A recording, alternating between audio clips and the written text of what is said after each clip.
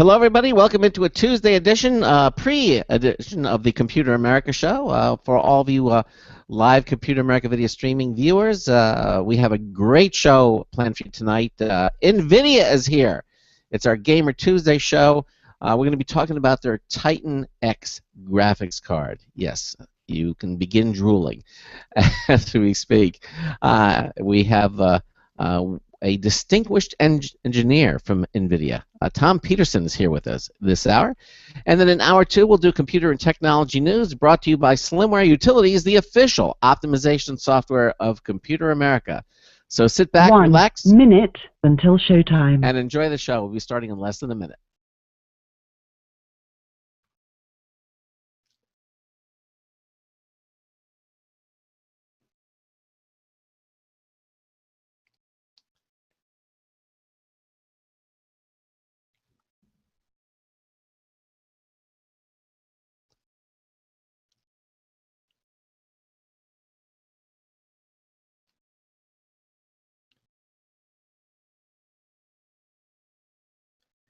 Thirty seconds.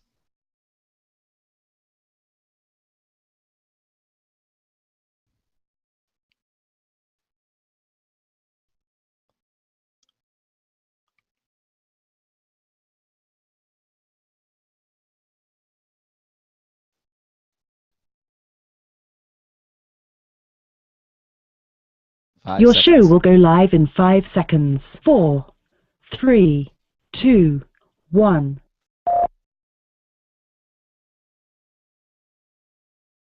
Broadcasting live, it's America's longest-running national radio talk show on computers, Computer America, hosted by national columnist Craig Crossman. Look for Craig's weekly column in your favorite newspaper. This show is being beamed nationwide at ComputerAmerica.com. Keep it here for technology news, computer products, guest interviews, and your phone calls. You're listening to Computer America. Hello and welcome into the Computer America Show. It's the nation's longest-running, nationally syndicated radio talk show on computers. Computer America is heard around the world and coast to coast. And I'm your host, Craig Crossman. And I'm your co-host, Ben. And it's our Gamer Tuesday show. See, I'm surprised you didn't play, like, the Plants vs. Zombies thing. I'm sorry, say what? I'm surprised you didn't play, like, the Plants vs. Zombie soundtrack. Oh, I should do that. I didn't do that. All right, well, but it is our Gamer Tuesday show. You should have suggested that to me before. I would have loaded it in. You've been doing this for 24 years. I thought you knew what you were doing by this time. Well, I do, but I didn't have Plants vs. Zombies loaded in. Anyway, welcome into the Tuesday edition of the Computer America Show. Really terrific interview set up for the first hour for all you gamers out there. Our guest is from NVIDIA Corporation. We're going to be talking about their Titan X graphics card, being called the ultimate graphics card. And we're let the drooling begin as we invite... Not the Titan 10, oddly enough. No, it's not the 10. We've confirmed it. It is the Titan X. We'll get into that when we have our guest on. Tom Peterson is here from NVIDIA. And, of course, in hour two, we'll have computer and technology news brought to you by Slimware Utilities, the official optimization software of Computer America. If you have a question or comment for our guest, by the way, give us a call. It's 347-884-8881. That's 347-884-8881. It'll get you on and get you through. Email is live, L-I-V-E, at ComputerAmerica.com. Click the chat room /video button on our homepage at ComputerAmerica.com. On the left-hand side, you'll see our entry form for our chat room. Pick your username, which is the name you'll be known by when you go in there. Click the connect button, and you're in. And also, at the same time, on the right-hand side of the page, you'll see our live Computer America video streaming page. That will begin automatically. That's right. Not only can you listen to the Computer America show, you can also watch the Computer America program. So that's how you interact with us. Again, 347-884-8881. So let's get right to it. We have so much to talk about, and really want to get started. So let's talk about the GeForce GTX Titan X. It's being called the ultimate graphics card. It combines the latest technologies and performance of the new NVIDIA Maxwell architecture to be the fastest, most advanced graphics card on the planet. Okay. Maxwell is NVIDIA's most advanced architecture ever, delivering incredible performance and unmatched power efficiency. Plus, it offers cutting-edge features like advanced sampling and super-resolution technology that delivers 4K quality gaming even on 1080p displays. As I said, joining us is Tom Peterson. Tom is a distinguished engineer at NVIDIA. Tom, welcome into Computer America. How are you? I am doing just fine. Thanks very much for having us on. Absolutely. I have to ask you, what is a distinguished engineer? I saw that title and I went, whoa. Well, it's an honorary title. I'm very grateful to be one here. It's kind of a blend of things. You know, I have a background in electrical engineering. I have a master's in electrical engineering, and I also have an MBA. So I'm kind of that weird fusion of a business guy coupled with a technology guy. And I help NVIDIA both communicate about what we do and you know why we do what we do, and I also help us sort of figure out what we should be looking at next and how can we make gaming better.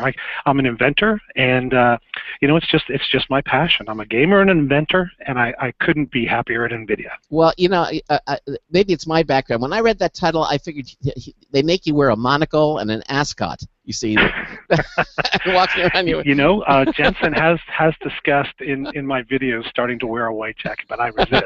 I resist. Well, listen. Obviously, we are very pleased to have you here. Ben is our consummate gamer. He is a consummate gamer. He loves games, and has been looking forward to this interview.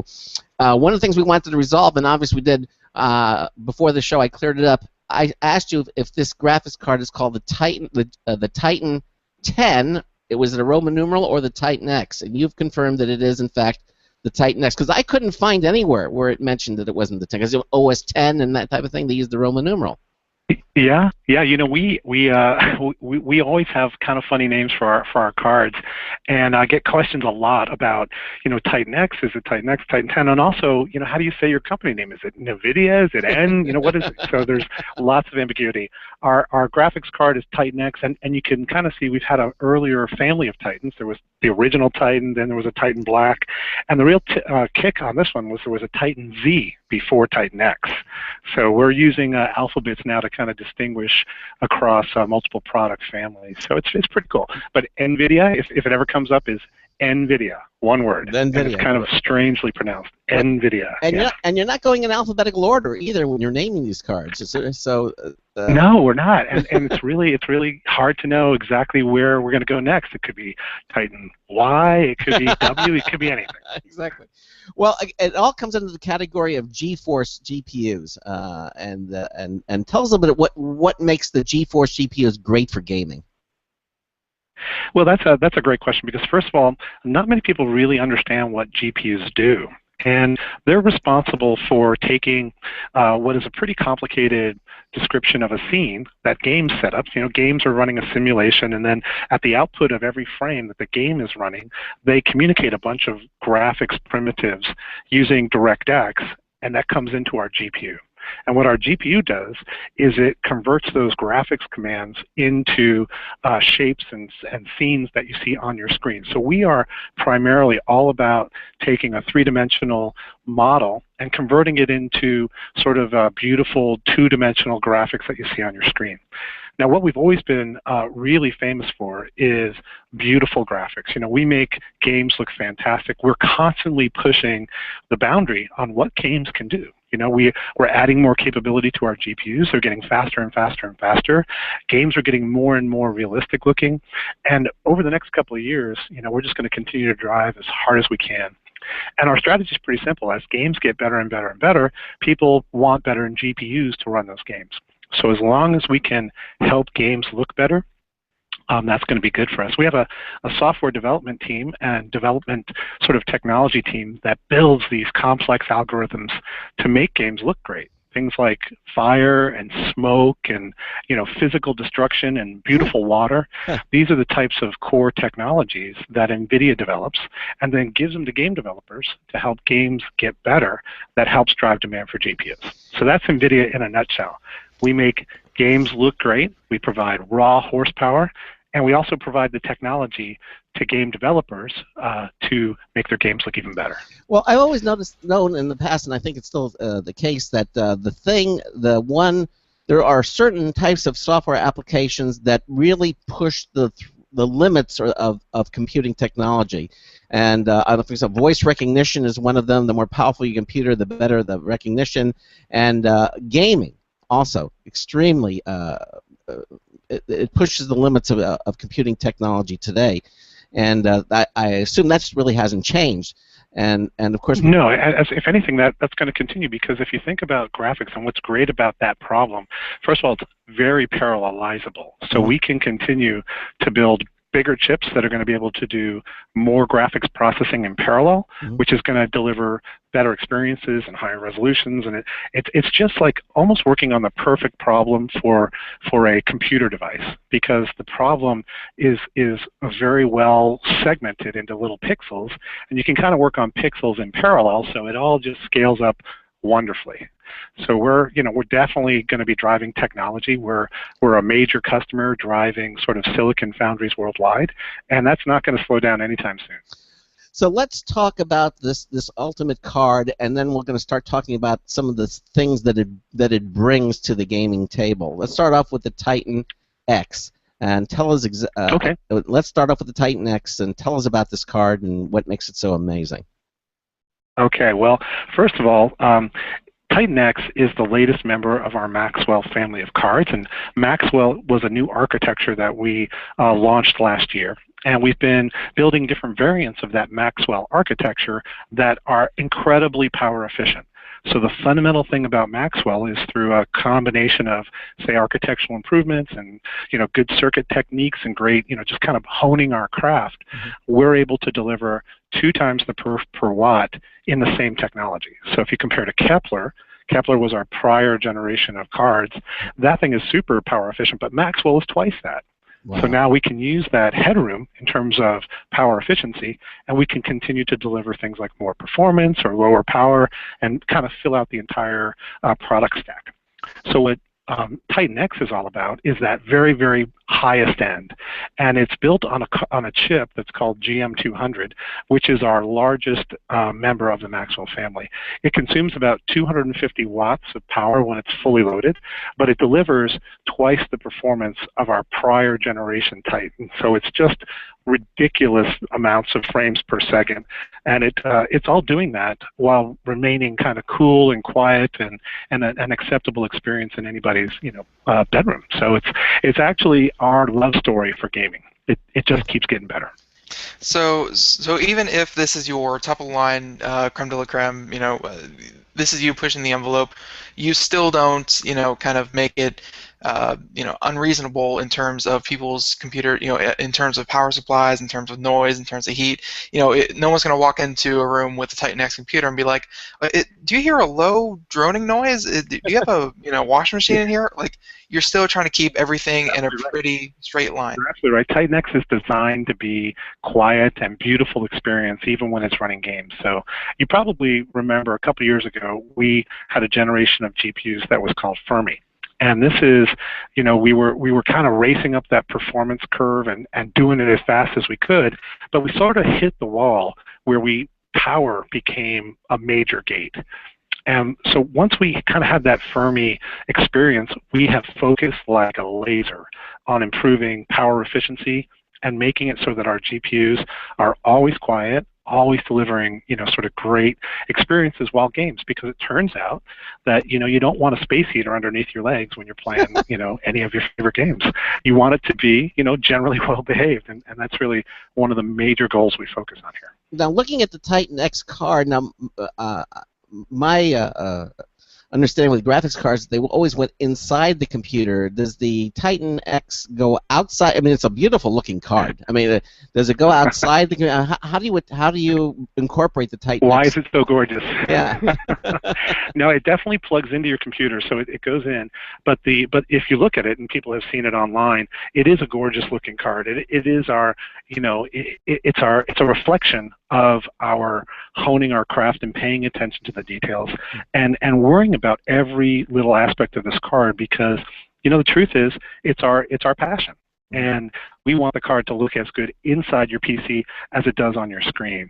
And the truth is, we have a whole class of customers that I call enthusiasts that kind of treat their PCs like some people treat cars, or other people, treat any other precious object like your boat. So when you're an enthusiast for a PC, you see a device like Titan X, and you know, first of all, that we're enthusiasts. We care about it because we know some people are going to have clear-sided cases and they're going to have lights inside their chassis. And this card is actually designed to be visible. It's actually got a light on it, not the one that's like the green LED that people think we put inside the fan, but the light on top where it says GeForce GTX. That's controllable, and you can make the light do cool patterns. It is really aesthetically the beautiful. It's a beautiful card. Yeah, that's what now.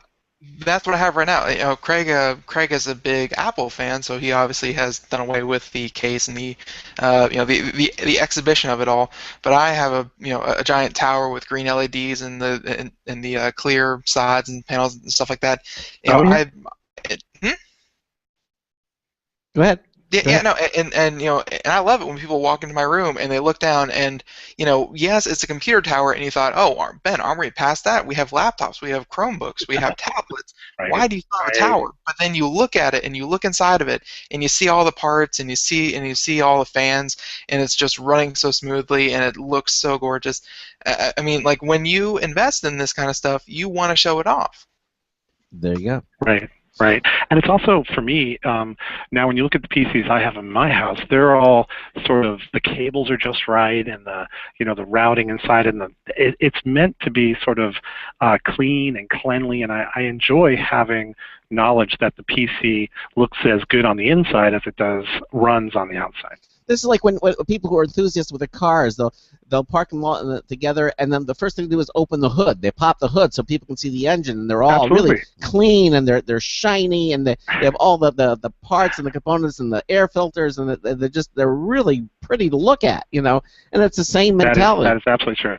This is the same mentality. One thing that's very important to us, though, is that we're not going to sacrifice performance or delivered, the real value that we deliver. We're not going to sacrifice that for aesthetics. So, on the one hand, we want it to look beautiful and to be a showpiece. But on the other hand, it needs to have the beef, right? It needs to be just a beast of performance monster, and it needs to deliver a great experience. Now, that's the computer market in general lately, is not just form, not just function, but form and function. There have been great computers that honestly look like maybe a pizza box would have been better, and then there are others that have just been looking gorgeous, but if they don't have the guts to do what you need it to do, they won't sell. Like, you have to have both.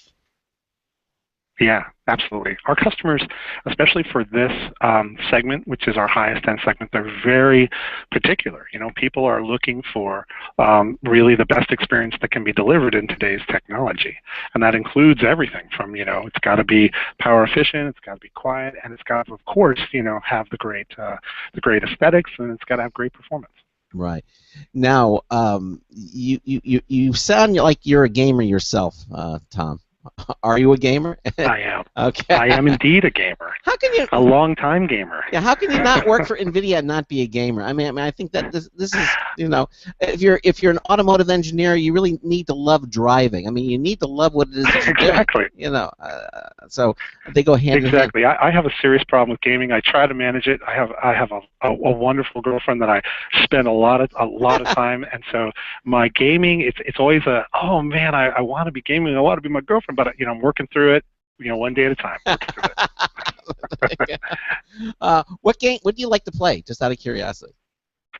I play a lot of games. As I've gotten older, I've shifted my focus from first-person shooters to more of a real-time strategy. I am still a very big StarCraft player. I love StarCraft.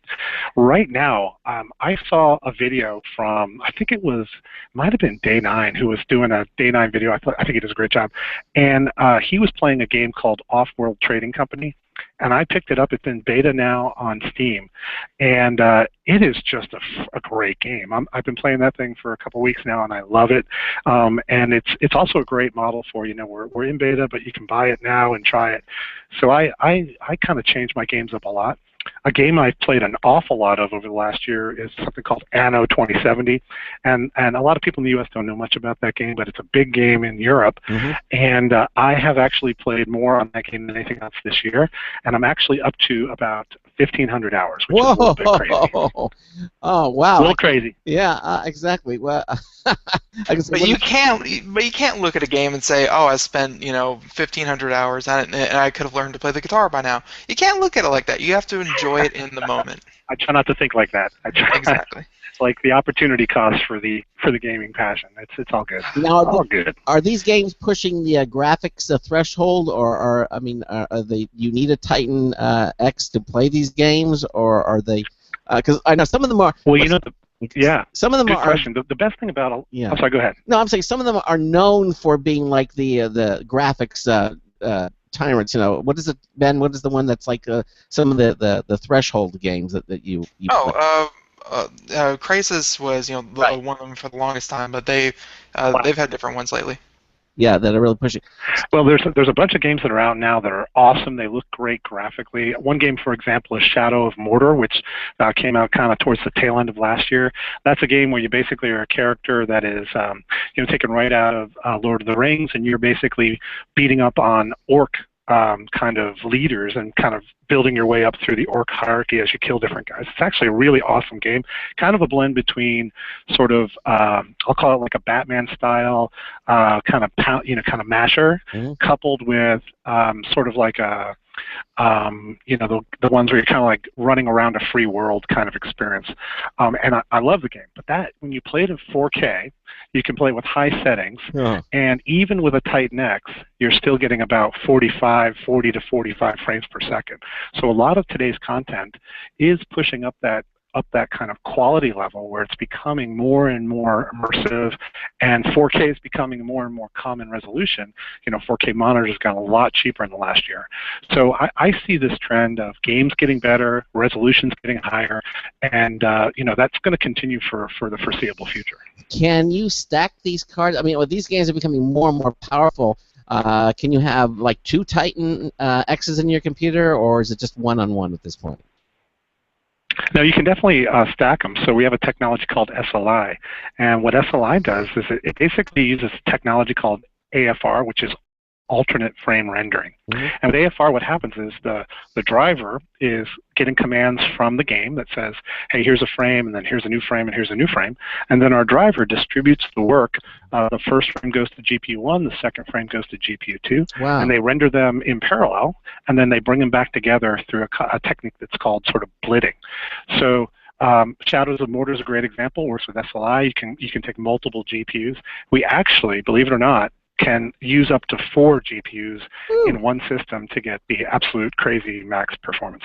But the truth is I don't recommend that configuration for mere mortals. That's mostly for benchmarking. But we do support 3-way. We get a lot of people that do 3-way, and of course 2-way is a pretty common. If people are going to do SLI, 2-way is generally all they need. What kind of computer equipment, hardware do they need to support the Titan X? I mean, do you need a small propane or natural gas power generator, along with? Well, let's do some quick math. So Titan X by itself, when it's maxed out, I think I say around 250 watts. I've never actually seen it get that high, but that's our peak power it could consume. So a CPU is running somewhere around less than 100 watts, even if you get a fast one, and all your other stuff in your PC is somewhere less than 100 watts. So let's say that the total power consumption for a Titan X-based PC is still less than 600 watts. Wow. So you could certainly use a 600-watt power supply, which is, really what most people have available. Wow. Titan X has a 6-pin and an 8-pin ATX power connector on the rear of it. So you need to make sure that your power supply has the right connectors. But as long as you have a 600-watt power supply and you have reasonable cooling in your chassis, it actually is not that difficult to kind of fit it into existing systems. So you don't have to have this top-notch, state-of-the-art system to run the Titan X. Then you can have something that's fairly middle of the road to have an Yeah, absolutely. I mean, it is true that a lot of the time our highest-end GPUs get connected to high-end PCs because it seems like people that are interested in, high-end PCs are interested in Titan X. But the truth is, we don't see very much performance difference. Really? If you take Titan X and you put it in a high-end PC, and you take it and you put it in a mid-range PC, the frame rate, the delivered performance is going to be very, very, very close. Which is really a testament to the card itself, because you're doing all the work. It's not the CPU that's doing the work; it's the GPU, and that really is what you want. You want the graphics card to do that, so the computer can do other things that it needs to do, and not be bothered with the graphics, which is very true. Now, CPUs are important, but it is true that for most games, most of the time, you're going to be limited more by the performance of your GPU than the CPU. Yeah, exactly. All right, so I want to get into a little bit more into the heart of this. You mentioned a couple things. I want to kind of some terms that NVIDIA uses, and let's start off with you mentioned something. You mentioned Maxwell, so let's look closer at Maxwell and what that architecture is all about, and what it brings to the Titan X. Okay. Well, Maxwell is a code name for an architecture, and we haven't been. I don't think many people understand what we mean when we say architecture. Okay. But we use famous scientists to denote sort of generational changes in the way that we develop chips. So we kind of started. I think we started with Fermi, and then we did Kepler, and then Maxwell. Okay. And our next generation, we've already announced names for. They're also scientists. Okay. So what's changed between Kepler and Maxwell is we've actually improved the way our shader works, and shaders think of it as our CUDA core, which is our fundamental building block. It's when you look inside a GPU and you dig really deep, you're going to come to the fact that what we are primarily all about is first moving big amounts of data into the chip and then moving it back out very efficiently. That's what our memory subsystem is all about, and DMA engines. But you got to ask, what are we going to do with that data inside the chip? And we're primarily all about single precision floating point arithmetic. And so for those of you that are not sort of computer scientists or mathematicians, what that basically means is we multiply two numbers together, we can do an addition, we can do subtraction, we can do division, all in floating point, which is a very precise way to do math. And the reason we're doing that is because the primary function that happens in graphics is a projection. You're kind of taking a three-dimensional model and you're projecting that into two-dimensional screen space. And when you do that, you basically need to do a bunch of complex math. So over the years, we've gotten very, very good at both feeding this massive amount of engine and also getting the data out of it. At the end of the day, Maxwell uses, in GM200, we use 3,072 CUDA cores, and we deliver 7 teraflops of floating point power peak. Wow. So if you think about what that means, 7 teraflops is 7 trillion floating point operations per second. Okay, that's just such a large number that it's kind of hard to imagine what that means. But at the end of the day, what that means is we can deliver great frame rates when you're playing games at 4K, with settings set to high, and that's really what it's all about. So 7 teraflops of single precision floating point power. Wow, and it's all delivered with the right memory subsystem to keep it humming. Listen, I want to get more into this, but we got some calls, and I want to take at least one caller here who has a question for you. Let's go to Paul, who's listening to us in the Florida area. Computer America, Craig Crossman. Hi, Paul. Hi, how are you doing? Hi, welcome to the show. We got Tom Peterson here, distinguished engineer from NVIDIA. What's your question for him? So my question has to do basically with just heat management for the card itself. Do you use any modeling software to simulate heat flow and dissipation for the actual processor itself? Actually, yes, we do. We have a thermal team here, and they have a complete sort of volumetric modeling program that simulates what happens at a very detailed level in terms of heat moving off of the GPU and up into the heat pipes and then carried across our fins and evacuated based on a fan. So they do simulations quite a bit before we build devices. But then, of course, we do a tremendous amount of testing once we build a physical device. But like anything else, we're simulating, we're developing, and a lot of this is done without physically building models. Very cool stuff. Thanks for answering the question. You're welcome. All right, Paul, listen, thanks so much for calling, and keep listening to the show, okay? And I'm sure we'll be talking about other things that from the video. All right? Okay. All right, thank you. Bye-bye. Thank you. All right.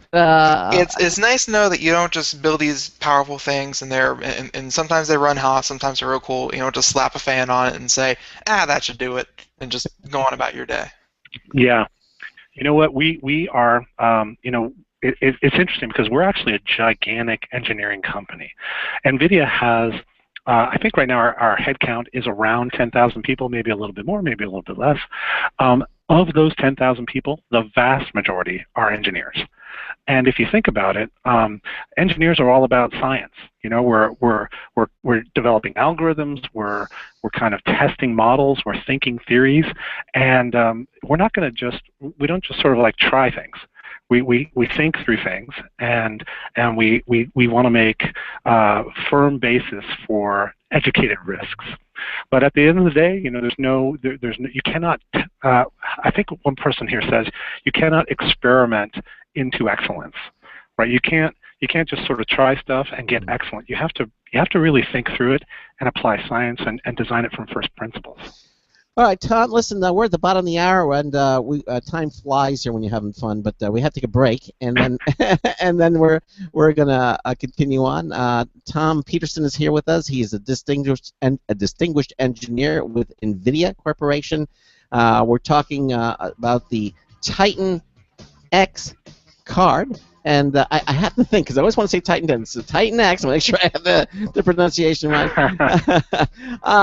You're listening to the Computer America Show on the Blog Talk Radio Network, on the Boost Radio Network, on the IRN Radio Network. We're going to take a quick break, and then we're going to have our News Tips Bulletin Review from Marty Whitson coming up, and then lots more about graphics with NVIDIA.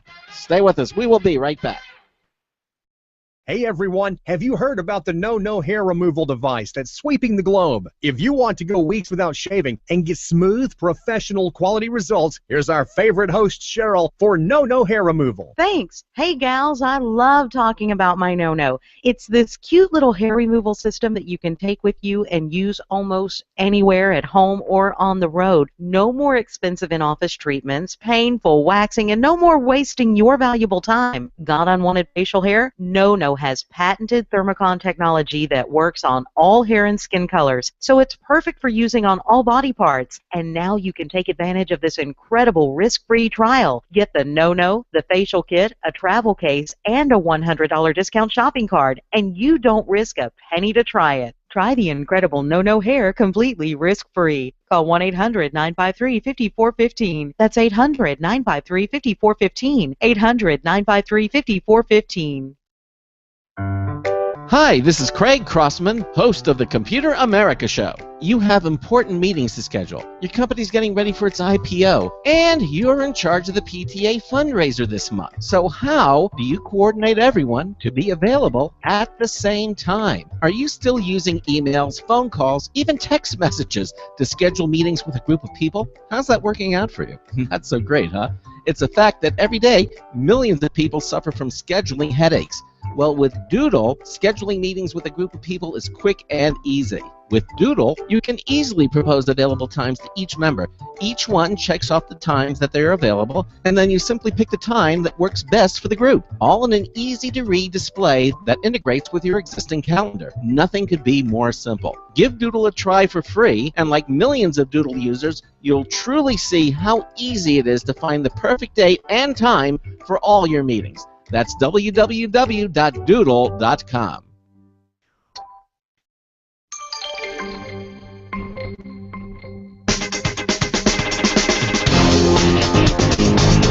You know what you're in for, right? This is Marty Winston with our News Tips Bulletin Review for Computer America. This time, Epson Label Works LW600T. When we saw the new Epson label works LW600P at CES and learned that one of the zillion label cartridges they offer has cable wrap labels, we kept nagging them until they put one in our hands. The printer itself is smaller than a rice box. Runs on either an AC adapter or 6 AA cells, connects over USB or Bluetooth, and there's a list of apps and utilities for most popular platforms. It's a thermal printer with a built-in cutter that the software can automatically trigger as each label emerges. We don't want to dismiss the impressive collection of labels they offer for it on foils and fabrics and white, clear, metallic, fabric, fluorescent, or glow-in-the-dark backings. But for us, it's all about name tags for individuals within clutters of cables. The cable wrap label is sweet. The printing is done on a white backing on one half. You pull the backing off that half first and stick that part of the label on the cable, then remove the backing from the transparent half and keep wrapping. The transparent part covers and protects the printed part. Bottom line, even if you never use any of the other cool cartridges made for the Epson LabelWorks LW600P label printer, its cable decoding capabilities will thrill you. This is Marty Winston with a News Tips Bulletin Review for Computer America. Welcome back to the Computer America Show. It is 33 minutes past the hour. We're talking to NVIDIA right now. Mr. Tom Peterson here with us, and we're really getting into what makes Titan X great, and all their graphics cards. And real quick, let me just jump back a few segments here just to really get the important information. You said you played StarCraft, right? Yeah. I did say yeah, StarCraft. Terran, Protoss, or Zerg? I'm Terran for sure. Oh, okay. We may disagree on things, but I accept your choice. Okay. We had to get that important information out. This is very true. I'm glad you covered that, Ben. Well, as a Protoss player, this affects me deeply. Yeah. But no, we're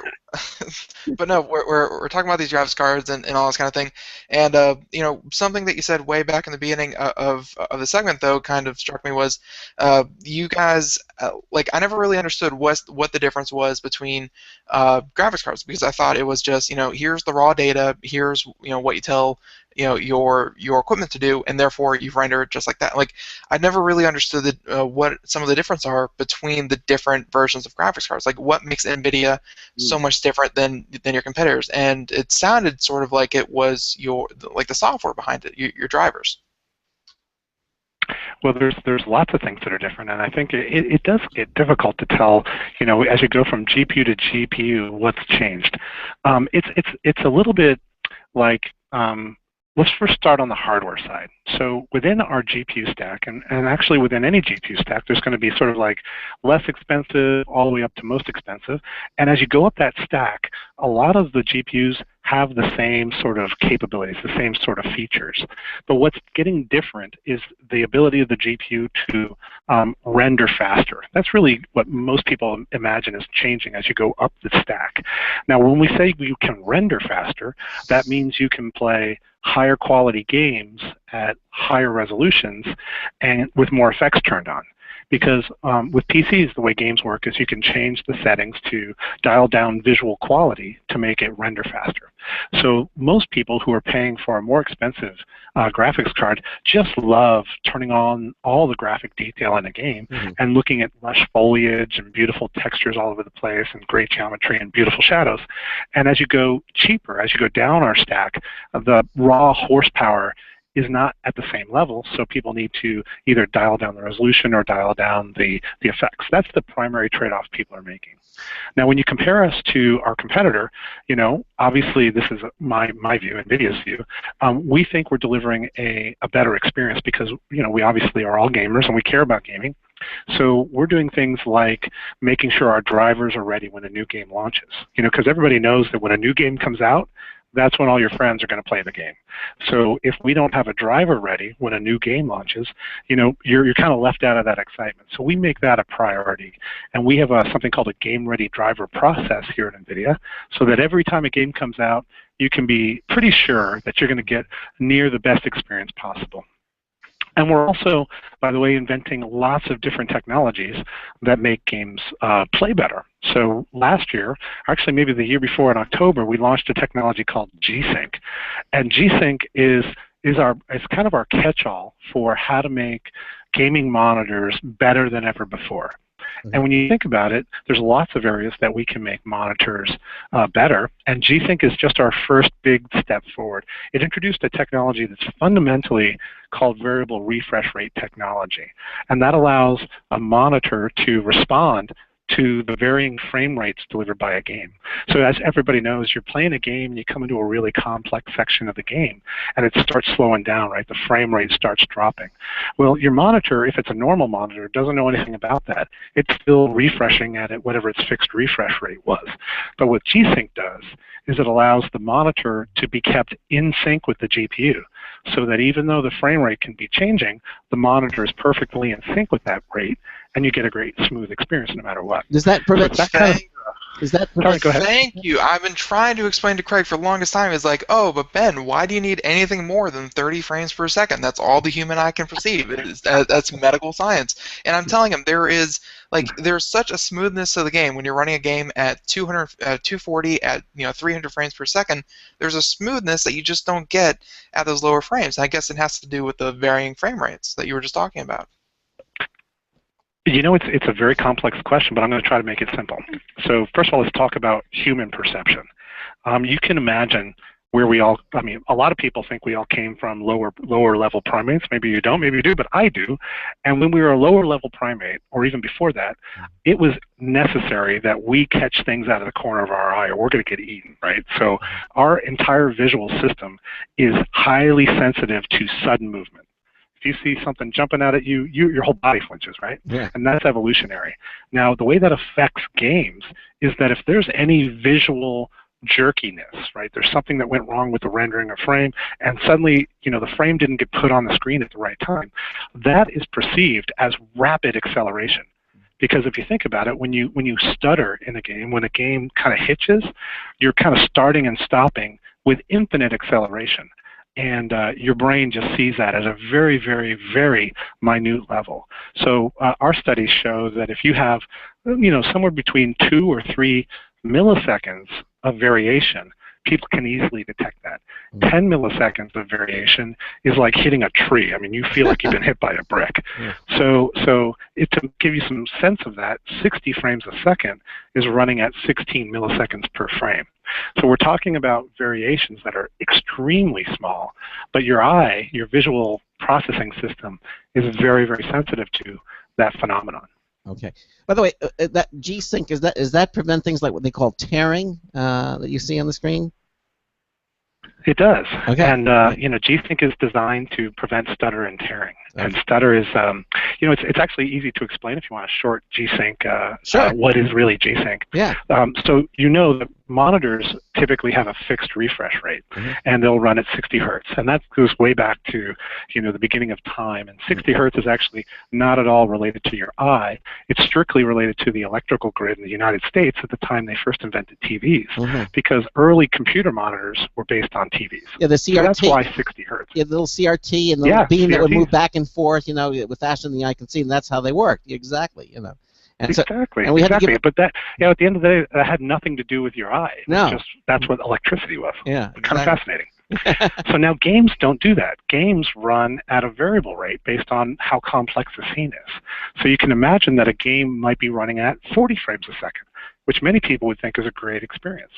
So the question that many people have not really thought through is what is happening when a game is running at 40 frames a second and your monitor is refreshing at 60 frames a second. Right? That's kind of a weird, when you really think about that, what does that mean? Well, what it means is that 20 times a second, we do not have new information to put on the screen. So what we do is we put old information on the screen. So whatever frame we rendered last, we're going to repeat it if we're not ready with a new frame. Now, what that causes is a very notable pattern. So remember, we're running at 40 frames a second. 20 times a second we're going to repeat a frame. So that means our pattern is going to be new frame, repeat frame, right? New, repeat, new, repeat. Mm-hmm. And when we repeat the frame, what you see is an image stalls because there's no more motion in that new frame, so you just see things kind of hanging in the air, not going anywhere. And that's what you perceive as stutter, right? That's rapid acceleration. It's a really bad experience. Yeah. So what G-Sync does is it kind of shifts that around, and instead of having a fixed refresh rate on the monitor, we actually control the refresh rate directly from the GPU. So for every single frame, the monitor is refreshing completely in sync. So when we're running 40 frames a second in the GPU, the monitor is running 40 frames a second. It's a totally different way to think about, you know, how do you synchronize monitors to GPUs, and it gets rid of things like tearing and stuttering. Right, exactly. And that's the big thing, of course. And of course, now we're getting monitors with 120 or even 240 the hertz, the refresh rates, and technology is really catching up to what we really can do, and of course you want equipment that's going to be able to take advantage of all of that too. And so G-Sync obviously sounds like a great way to ensure that your technology is matching, you know, the TV technology and matching the computing technology, so they're all kind of working together rather than working against each other. And of course, the next big thing, of course, now from 1080p, we now have 4K monitors, and even higher, which is like 4 times the resolution of it. And again, gaming is really pushing the envelope, getting all these things out there, and getting the software and hardware to support all these really amazing technologies is super important. And obviously, it's happening. So let's talk a little bit. You talked about the G-Sync and Maxwell. What about the virtual reality? What are you guys doing in this space? Are you doing anything for that? Wow. Very, very cool concept. I mean, virtual reality has had a few sort of renaissances, and right now we're going through what I'll call is sort of a massive inflection point.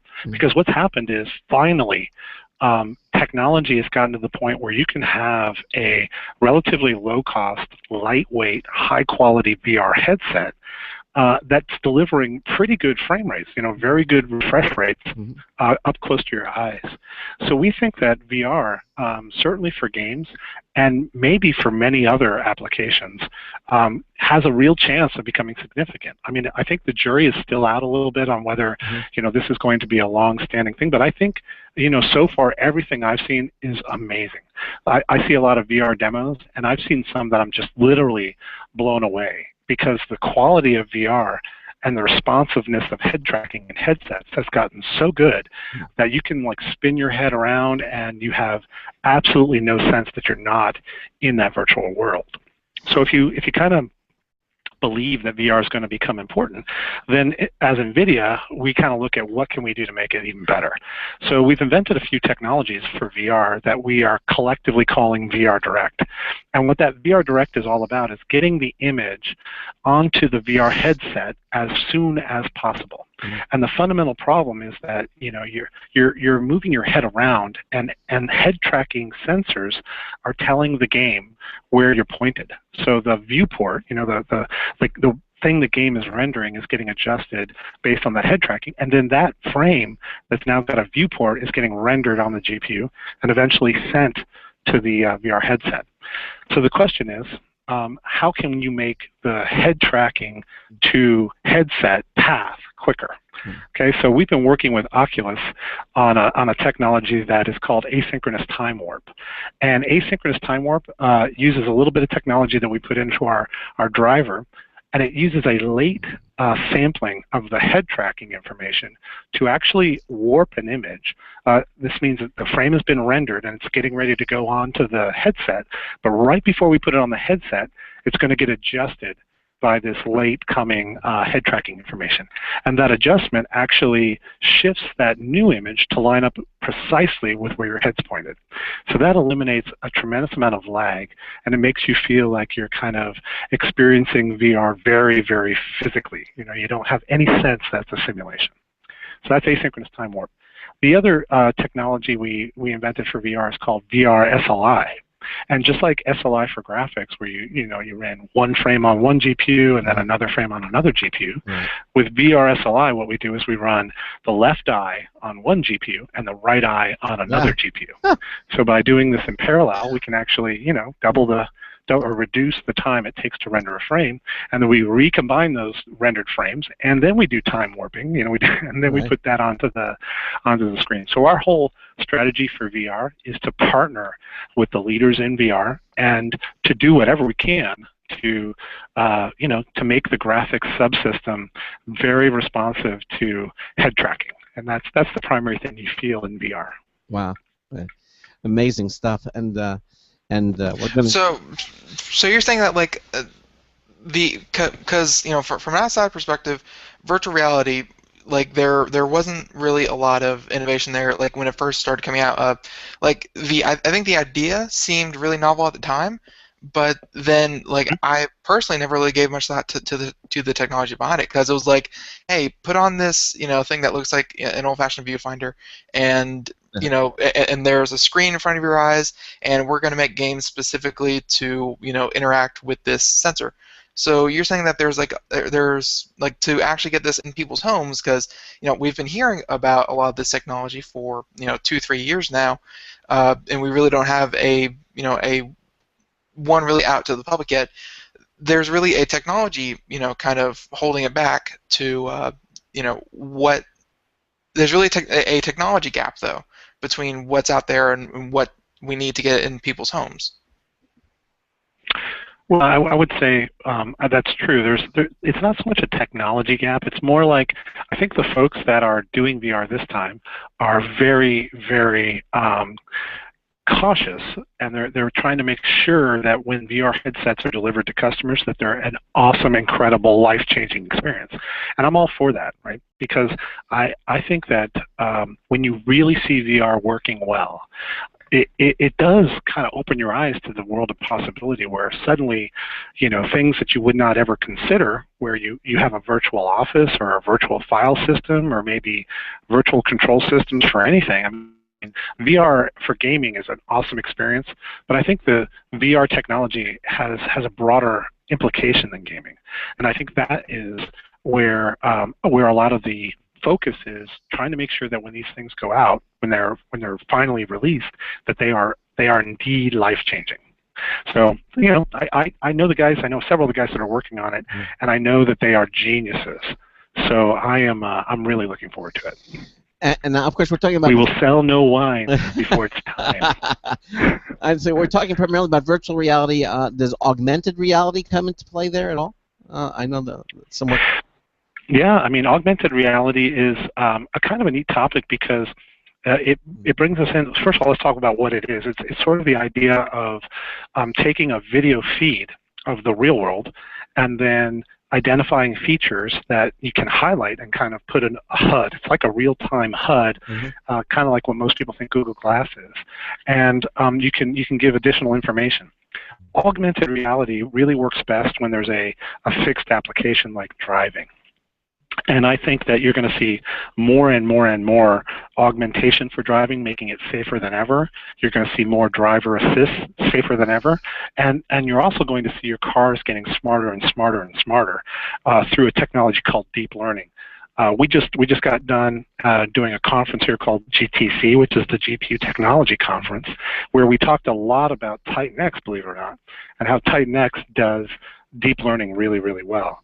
And I think you're going to see this whole augmentation and deep learning very tightly coupled, where deep learning is sort of generating the information sets that are then used by, say, an augmentation device. Maybe it's an on-screen HUD, or it's lights, or it's a warning device. But all of that's coming together for cars in a very big way, and I'm very excited about it. And as are we, because I've seen some demo videos of all of that, and it looks amazing. Although I have not personally tried a virtual VR headset yet, and I am looking forward to that. I'd like to talk more about it, but Tom, we're running out of time here. Why don't you speak a little bit about how GeForce GPUs are related to Tegra GPUs? Okay. Well, Tegra is our mobile device, or kind of an embedded device, SoC, and it's used in our own product family called Shield, which is gaming devices based on Tegra. The cool thing about Tegra is it's very synergistic with GeForce, because obviously Tegra uses the GPUs, the exact same GPUs that we use in GeForce go into Tegra. So that's very complementary use of technology. Although honestly the applications are different, since Tegra is going after more of a device and less of a computer. But what Tegra uses, we just announced a device called Shield, which is an Android TV console. And the idea is that you can take this tiny little device, connect it up to your TV, get console quality or better gaming, and then effectively turn your TV into a Android-enabled kind of Google Play device so you can play movies at 4K. You can really treat it like a true portal for streaming for kind of your connected TV. And not just that, it has great local gaming capabilities. So Tegra leverages heavily the investment that we made in GPUs and other technologies to deliver it into a form factor that goes into more smaller appliances. Wow. So yeah, now, by the way, Tegra is also heavily used in cars. I believe our number is more than 6 million, I think, cars on the road. Check me on that number, that are already using NVIDIA technology in their cars. Yeah, well, what are cars today? But the computers on wheels, basically. Just absolutely right. With heads up. And it's just going to get more and more rich experiences delivered through that smart technology. Well, that and heads-up displays that we're seeing, and I mean, it's just amazing. Yeah, super cool. Yeah, and of course we're getting this autonomous self-driving cars. Was it Tesla just announced yesterday that they said, what, 3 months? What was it, Ben? That they're 3 months they're going to push out a software update to do some small autonomous driving. You might have to drive it on your own property, but you can still autonomously drive your car. The world is my property. Look forward into technology. Now I think there's a bunch of questions we as a community are going to have to wrestle with before it gets deployed on highways. But I'm fully convinced that cars that are self-driven will eventually someday be quite a bit safer than manually driven cars. So let me as a driver myself, yes. That is guaranteed that self-driving cars will be safer than me. Yes. Let me just ask you, because we're sort of at the end of the interview, and I wish we had like 3 times the amount of time. But the Titan X, that is currently available now. What do we see? I know obviously you can't talk about things that you don't have out yet, but what do you see is the next big product from NVIDIA? I'm calling it now. Titan X2. 2 of them glued together. Shipped immediately. You're going to call it what? Titan X2. Titan X2. I don't know about that. Maybe. I never say never. But honestly, I don't want to comment about unreleased products. Of course not. We have a gigantic passion for gaming. We're going to continue to make great GPUs, and we're going to continue to bring them, up and down our stack. So, stay tuned. There's more to come. We're not done, and it's an exciting time. Yeah, it certainly is. So you mentioned that you only need a mid-powered computer for a Titan X. Can you talk? I know you're more on the development side, but typically, what is a Titan X going for now? What does it cost? Titan X is retail at $999. $999. So there it is. And before that, and the model before that was the Titan Z. That was Titan Z, yes, and that's more targeted at computation. So you'll see Titan Z more focused on researchers, and Titan X more focused on gamers, and also folks that are running deep learning. Okay, so and the limit of Titan X you can put up to, you say 4, but for the most part, you can have 3. Maximum. Yeah, I would say the way I look at Titan X is with one Titan X, you probably have one of the most powerful PCs for gaming in the world. With 2 Titan X's, you're crushing any reasonable use case except for 4K surround. That means we have a technology called Surround, where you can actually take these giant displays, 4K. You can use 3 of them and kind of wrap it in a sort of a cockpit around your head. And when you do that, you're talking about, I think it's 3 times for 12K. And for those guys, you can do 3 Titan X's. Wow, it's amazing. Amazing. Yeah, a little crazy. A little crazy. Well, we encourage everybody to go to the NVIDIA website or the GeForce website, www.geforce.com. And if you can't remember that, don't worry. Just go to computeramerica.com, click on our show notes button right on our homepage, and you'll see today's show, the 24th of March. And we actually have a link to the NVIDIA website there. You'll see we have Tom's name up there and as our guest this evening, and we have the link so you can write to the GeForce.com website. So don't worry about that. We have it for you at Computer America, Tom. Tom, I want to just say that this was a real pleasure. I got having you here on the show tonight, and very informative. And we'd love to have you back again. On another Game Tuesday Sure. as things continue to develop. Hopefully, Let me know if I can ever, if you guys have any need, please let me know. I've really enjoyed being with you guys and hopefully help explain a few of the crazy stuff we do. Absolutely, and hopefully we'll see if we can get Ben a Titan X so he can give his firsthand experience. With Oh, Craig, don't tease me, Craig. Absolutely, no question about it. Tom, thank you so much for being with us here on Computer America. You have a great evening, okay? Thanks a lot, guys. Take care, huh? Take care. Good night. Bye-bye. Good night. Bye-bye. All right. So there he goes. Again, it's NVIDIA, and it was a really interesting hour, and we were happy to have him with us. Now, coming up in the next hour, we're going to have Computer and Technology News brought to you by Slimware Utilities, the official optimization software of Computer America. Just let me take this moment to tell you about our contest page. It's up right now. Just go to the first pull-down menu item, Interact. You'll see Enter Contests. You'll see our Logitech contest, where we're giving away 3 great prizes from Logitech. Certainly encourage you to go there and check them out for yourself. And also our show reminder winner of the week. Every Friday we draw from that list of subscriber names a winning name to win a Logitech T650 wireless glass touchpad valued at $80. So and we do that every Friday night.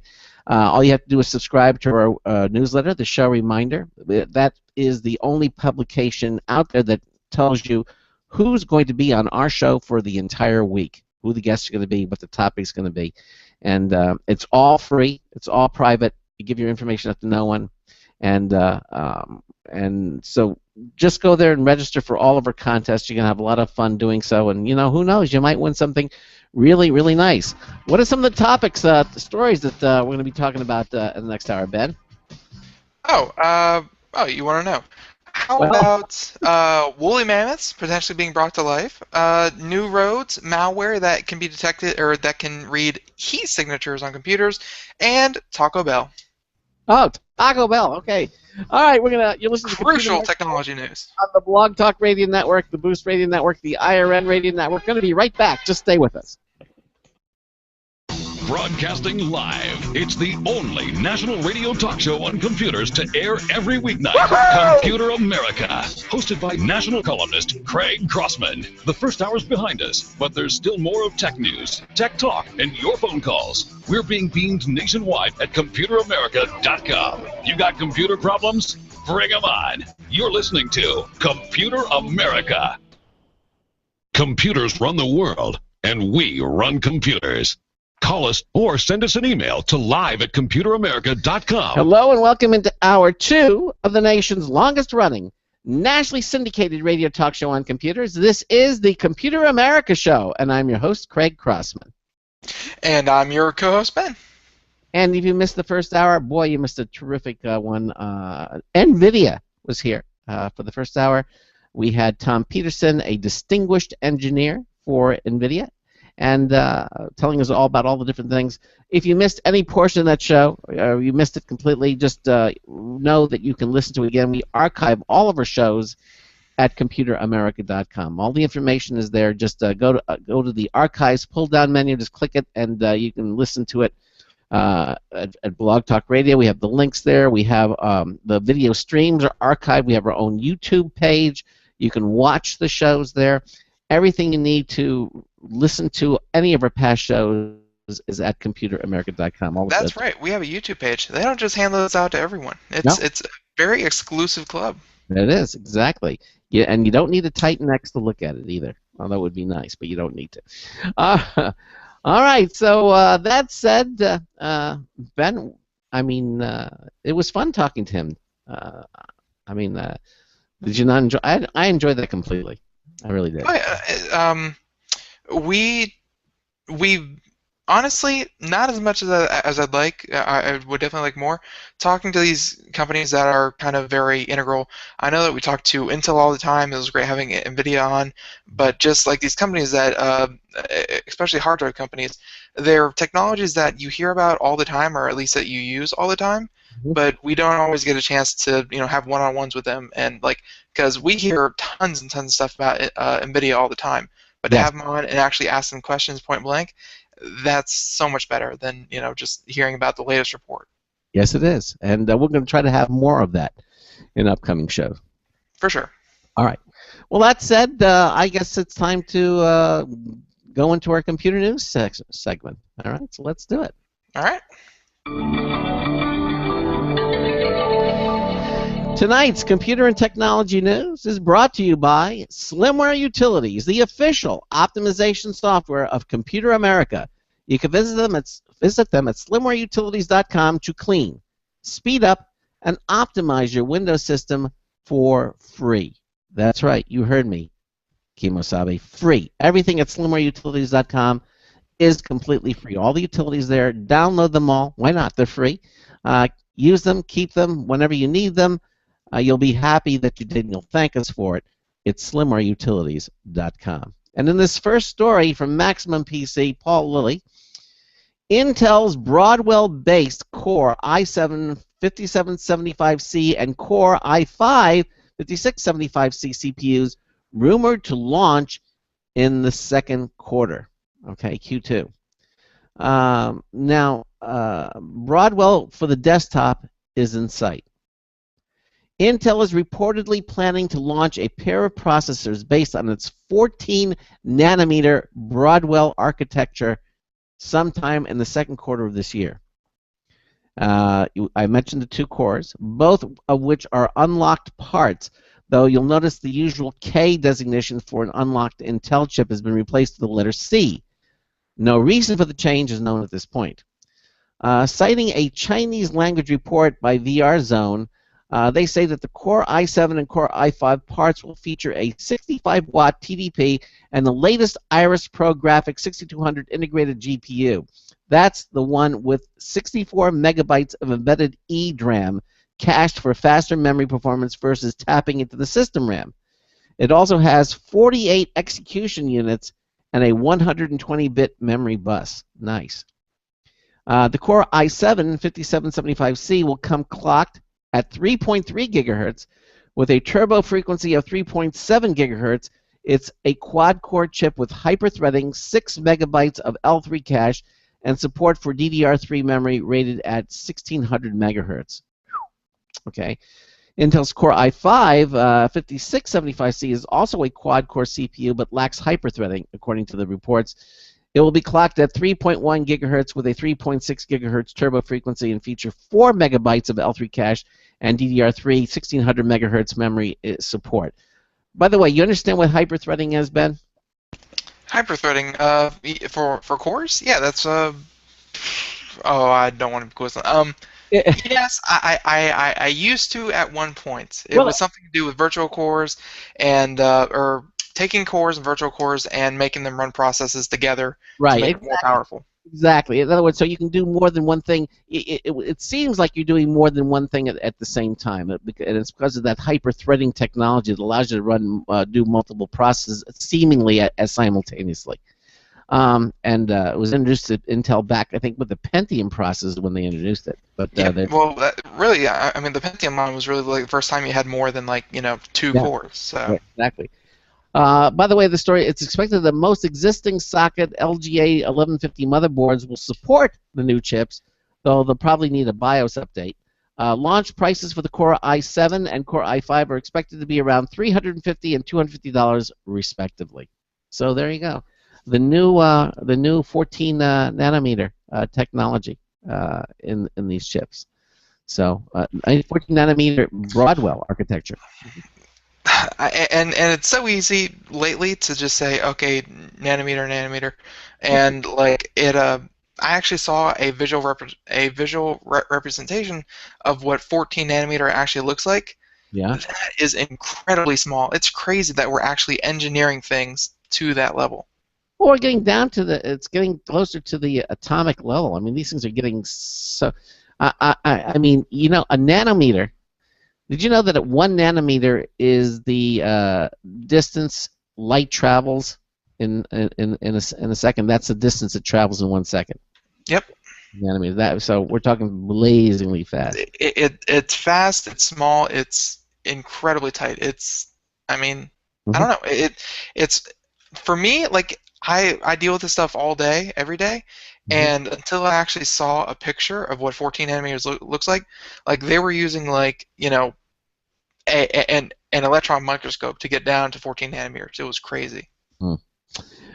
Okay, you go for it. All right, so this next one, near and dear to my heart, the longest Hearthstone turn is happening right now. Yep. So Hearthstone.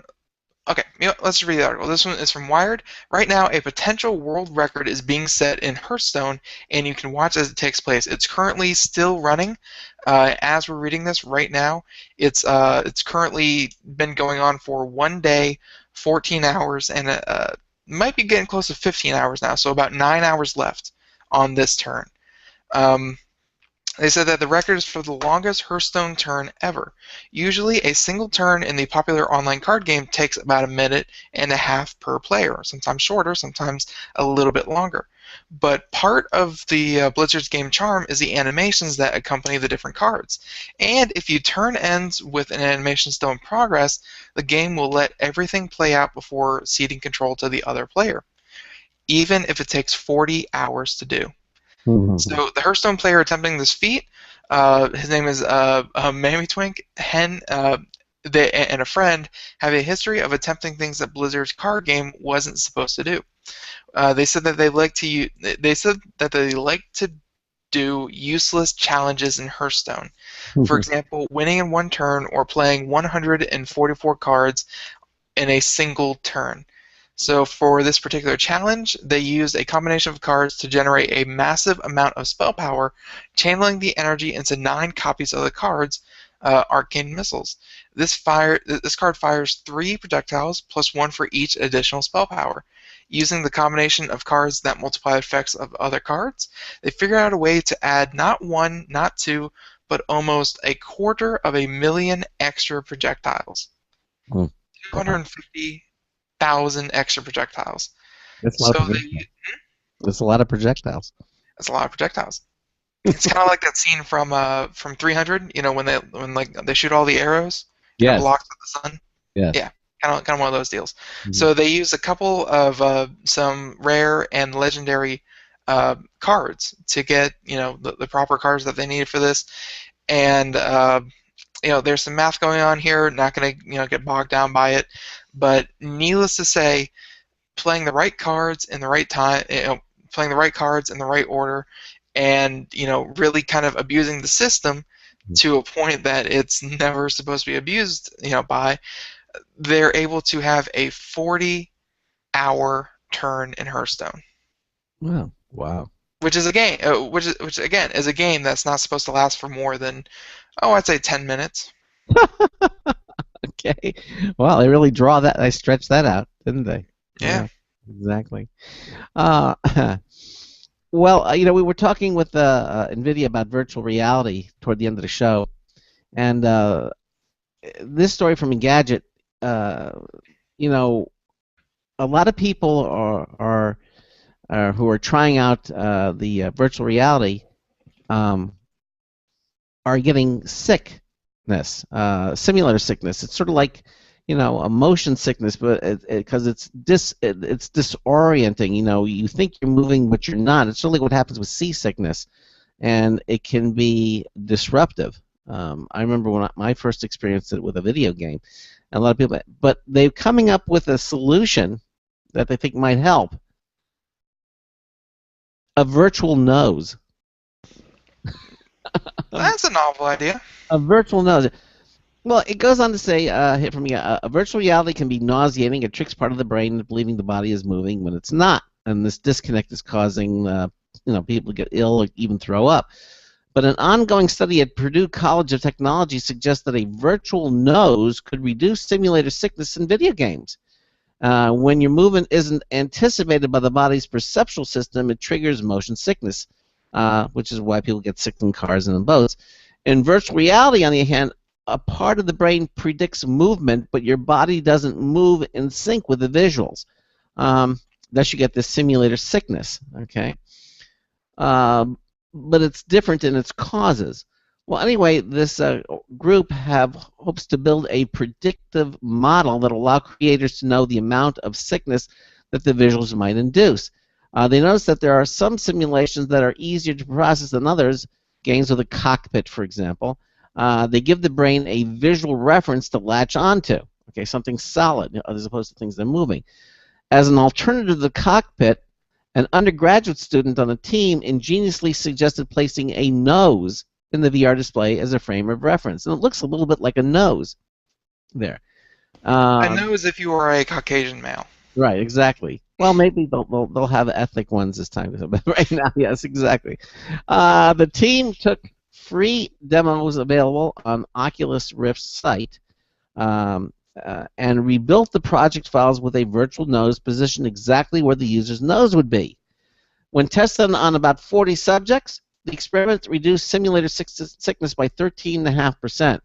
While one group had no virtual nose, the others did. Surprisingly, when the latter group was asked whether the nose was distracting, they were perplexed. Several of them didn't believe us when we told them about the nose. We had to hold up the Oculus headset so they could see the big honking nose in there.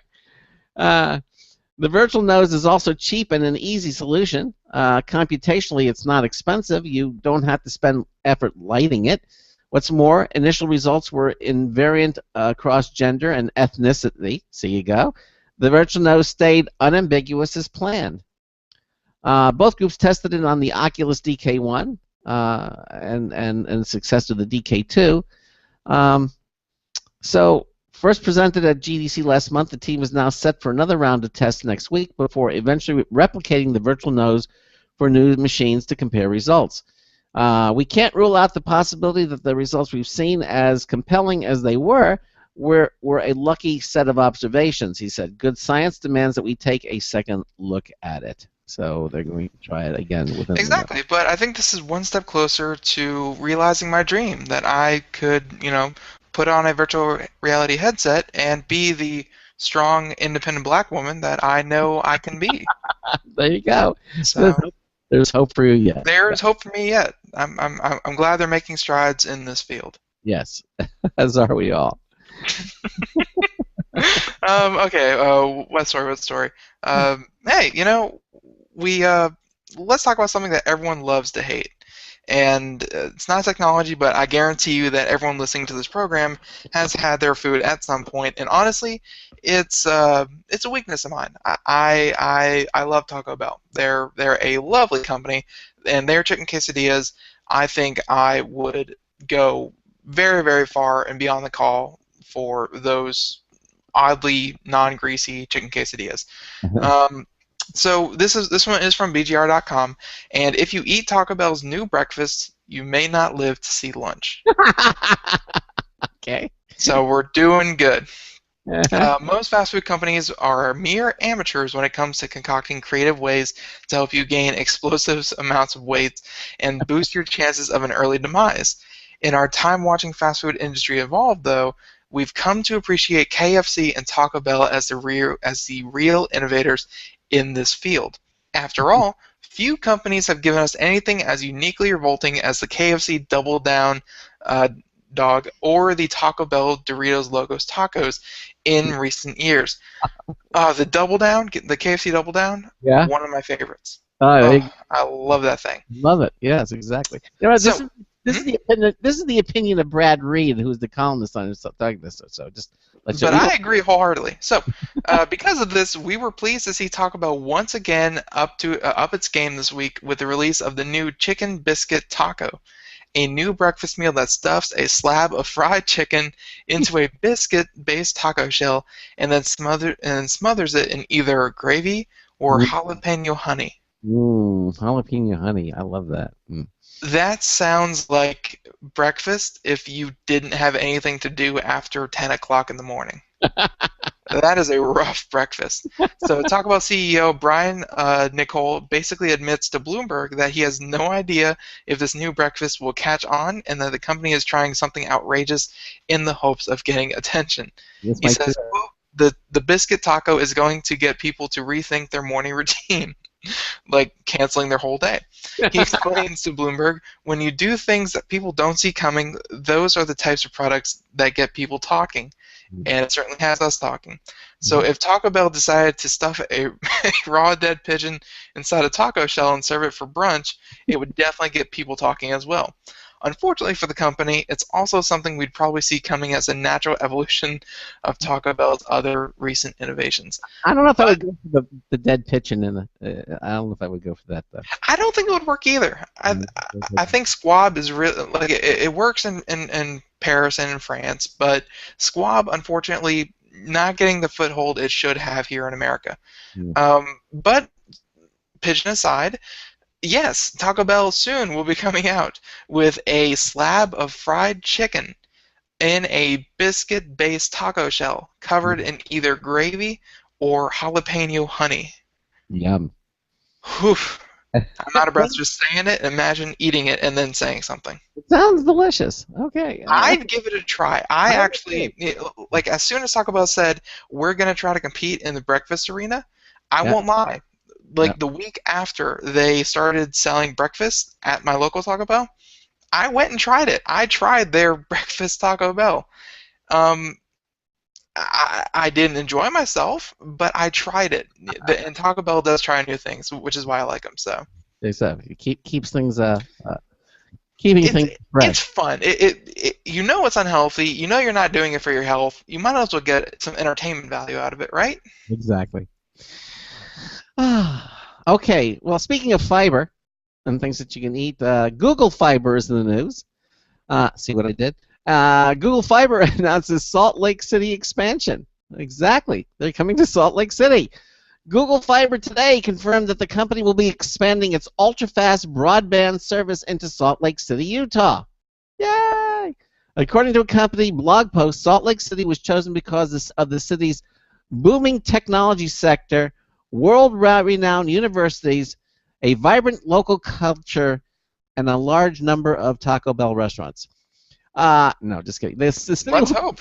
The city will be joining recently announced expansion cities including Raleigh, Durham, Charlotte, Nashville, and Atlanta, all currently in the network design phase. Over the coming months, they'll work closely with these cities to map out just where to lay our fiber optic cable, said Google's Devin Baer. There's a lot of work ahead. As the new Associate City Manager for Google Fiber in Salt Lake City, I can't wait to see what the city does with the super fast internet. Wow. When the company announced its latest expansion plans, it stated that Phoenix, Portland, Salt Lake City, San Antonio, and San Jose were all likely targets for future Google Fiber deployments. Additional markets should be announced later this year. As in existing launch markets of Provo, Austin, and Kansas City, Google Fiber customers can nab a symmetrical 1 gigabit connection for $70 a month, TV and symmetrical 1 gigabit service for $130 a month, $120 for existing customers, or a symmetrical 5 megabits per second connection for free after you've shelled out the $300 installation fee at once or in installments. So there you go. Salt Lake City next for Google. Yeah, it's good to see that they're expanding. Like they didn't just shake up a couple markets and then said, all right, folks, we did our job, we're leaving. They're expanding like rapidly. Mm-hmm. Wow. Like I've actually had friends who have, they've gotten their college degrees and they're looking for places to settle down and move to, and a few of them have said that does this city have Google Fiber or some kind of gigabit internet service has actually played a role in where they move. Wow. I don't blame them. I don't blame them. I mean, that would be a strong motivation to do that. Because you definitely don't want to move to a place that's like, oh yeah, everyone here gets 15 megabits a second. It's like, that may sound a little fast, but at the end of the day, it doesn't even hold a candle to 1 gig. No, it doesn't. Not at all. Not at all. So, let's see, what time is it? Oh, we have about 9 more minutes. We can keep going. How about this one? If you are a fan of Pixar, and who isn't, honestly? Wall-E? My God, amazing. Anyways, Pixar uses a software to make their and honestly, we're probably going to be putting this on our free software page. Pixar has released a free, non-commercial version of the software that they use to create their movies. RenderMan. So, yep, RenderMan. So if you are a fan of, graphic design and animation in any capacity, this is the stuff the big boys use. This is, the full-featured, crazy impressive stuff. So RenderMan is now free for all non-commercial purposes, including evaluations, education, research, and personal projects. The non-commercial version of RenderMan is fully functional without watermarks or limitations. For further details, refer to the to the FAQ there on the website. All of that, by the way, was read directly from the renderman.pixar.com. Very nice. So yeah, so you can pick your plugin. It ships with artist-friendly plugins from Autodesk Maya and the Foundry's Katana. They actually have here on the website a small video showing the different ones. And we're definitely going to have to talk to Ralph Bond because he's on this Friday, right? Yes, he is. He's on this Friday. Exactly. He's on this Friday, so he should know something more about this. It works completely with Maya, which is Autodesk website or product. It works with Katana. Soon we'll work with Cinema 4D and Houdini, and then potentially 3ds Max, 3ds Max, Modo, Rhino, Lightwave, and Blender. So yeah. You can download it, you can install it, you can use it all day for free, absolutely no watermarks, no limitations, on Macs, on Linux, and on Windows. Yeah, 64-bit version of Windows, 64-bit version of Linux, and 64-bit version of Mac OS X.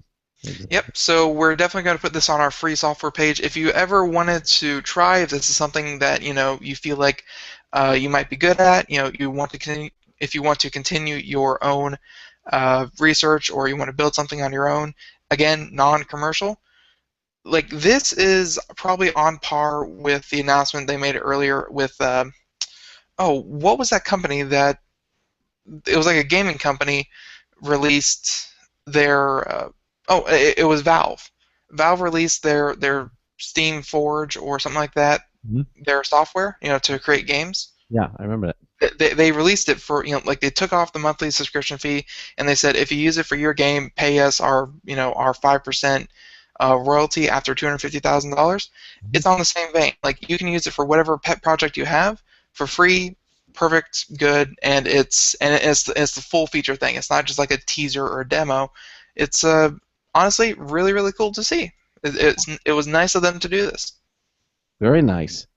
This is I wouldn't say unprecedented, but it's certainly something that we should ask Ralph Bond about it, more about this. Now, of course, he works for Autodesk, but I'm sure he knows. Yep. I mean, if you've ever wanted to render movies and stuff like this, this is, this is some of the best tools that you can get. Yes, exactly. All right, we're doing these stories here, and again, they're computer technology news stories brought to you by Slimware Utilities, and we have time maybe for one more quick one here. This one again from Tech Hive. First exclusively live streamed regular season NFL game to hit next season. That's right. The National Football League has a long way to go before it can match the live streaming chops of pro baseball. But the NFL's online offerings have been getting a little bit better every season. When the 2015-16 season starts up this fall, the NFL will reportedly try an experiment that could have major implications for cord cutters. That's right. Next season, the NFL will sell exclusive online streaming rights for the league's annual game in London, England, according to the Wall Street Journal. The game is scheduled for Week 7 and sees the Jacksonville Jaguars take on the Buffalo Bills at 9:30 a.m. Eastern. Local markets in Jacksonville and Buffalo will still get to see the game on TV, but the special game won't be on televisions across the rest of America, according to the Journal. To view the game in the U.S. outside of the two team home markets, you'll have to stream it online. The NFL has yet to decide on which service will get the streaming rights. Google's YouTube is an obvious contender, as the NFL just struck up a partnership with the search company. In 2013, there were also rumors about the NFL meeting with Google to discuss bringing NFL Sunday Ticket broadcast to YouTube. That ultimately didn't pan out, and Sunday Ticket remained with DirecTV. The story behind the story: the NFL hasn't shied away from online streaming, but the league has approached it with caution. First, it tried streaming Sunday night games 7 years ago, then it began offering playoff games, and last year, 97 regular season games were available online via Fox Sports. But nothing screams caution like selling live streaming rights to an out-of-the-country game between two small market teams with a kickoff time at 9:30 in the morning Eastern on a Sunday.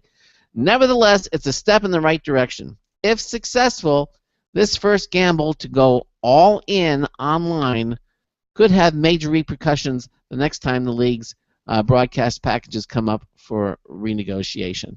By the way, the story goes on to say that the NFL offers a live streaming package called NFL Games Pass to football fans outside of North America.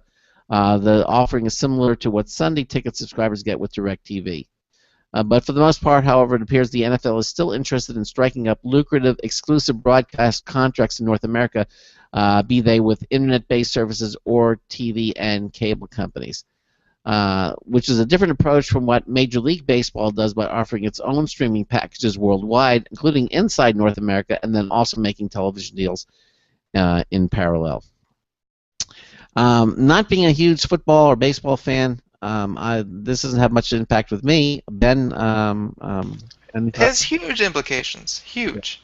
Okay, of course it does. I'm just saying. It has huge implications, even if you're not a fan of football or baseball, because really live sports was like one of the last holdouts for people who wanted to cut the cable, who wanted to, like that was one of the primary ways that cable companies were able to retain people, was that, hey, if you want to watch all the sports that you want, you have to stay with us. Yep. And to hear them say that, hey, we're going online too, and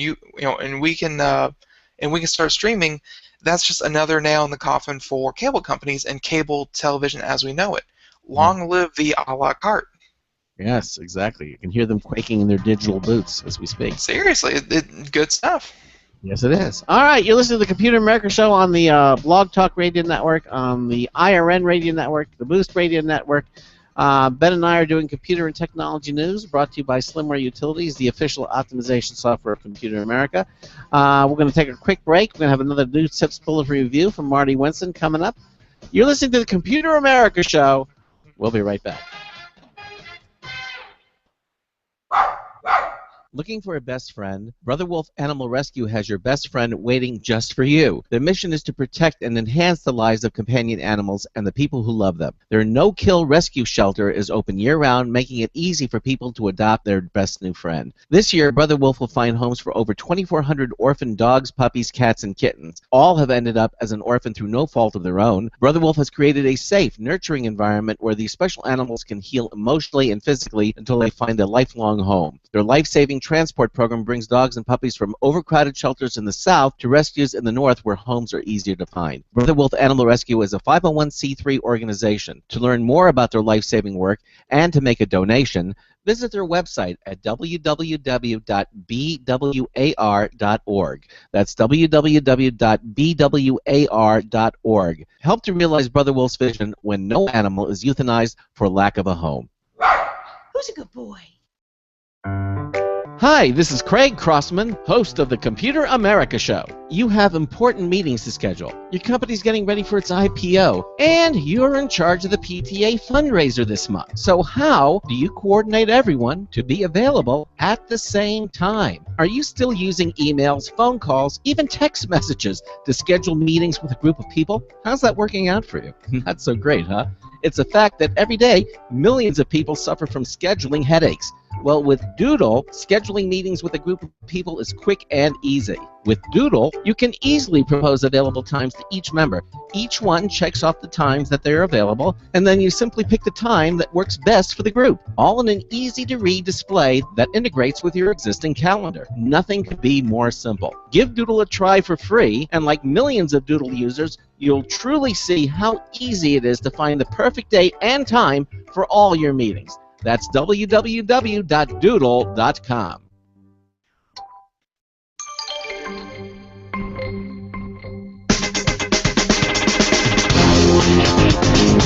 I know you're all ears. This is Marty Winston with a News Tips Bulletin Review for Computer America, this time the First Alert Standard Home Extinguisher.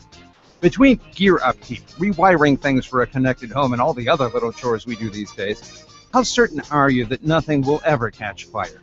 Our CES chat with First Alert brought us their standard home fire extinguisher to review. It's UL rated at 1A 10B C, meaning the equivalent of 1 gallon of water on Category A trash, wood, or paper fires, 10 square feet of coverage for Category B flammable liquids, and it's non-conductive, so usable on Category C live electrical fires. This metal body rechargeable dry chemical extinguisher has instructions on it. Pull the pin, aim for the base of the fire from about 6 feet away, squeeze the lever, and sweep side to side. When it comes to dealing with fires, we like Barney Fife's rule for dealing with problems overall. You've got to nip it in the bud. Bottom line, should a small fire break out and you're your own first responder, the First Alert Standard Home Fire Extinguisher is a good way to respond. This is Marty Winston with a News Tips Bulletin Review for Computer America. Welcome back to the Computer America Show. This is the final segment of the Computer America Show tonight, and we're doing computer and technology news brought to you by Slimware Utilities. We're kind of all over the board. I'm glad that we let off strong with the Taco Bell, and we close the hour out strong. But to kick it off again, I have two stories here. We're going to do them both tonight, but I think we're going to lead with one that is more relevant to people, and that's Fox is going to revive the X-Files as a 6-episode limited series filming this summer.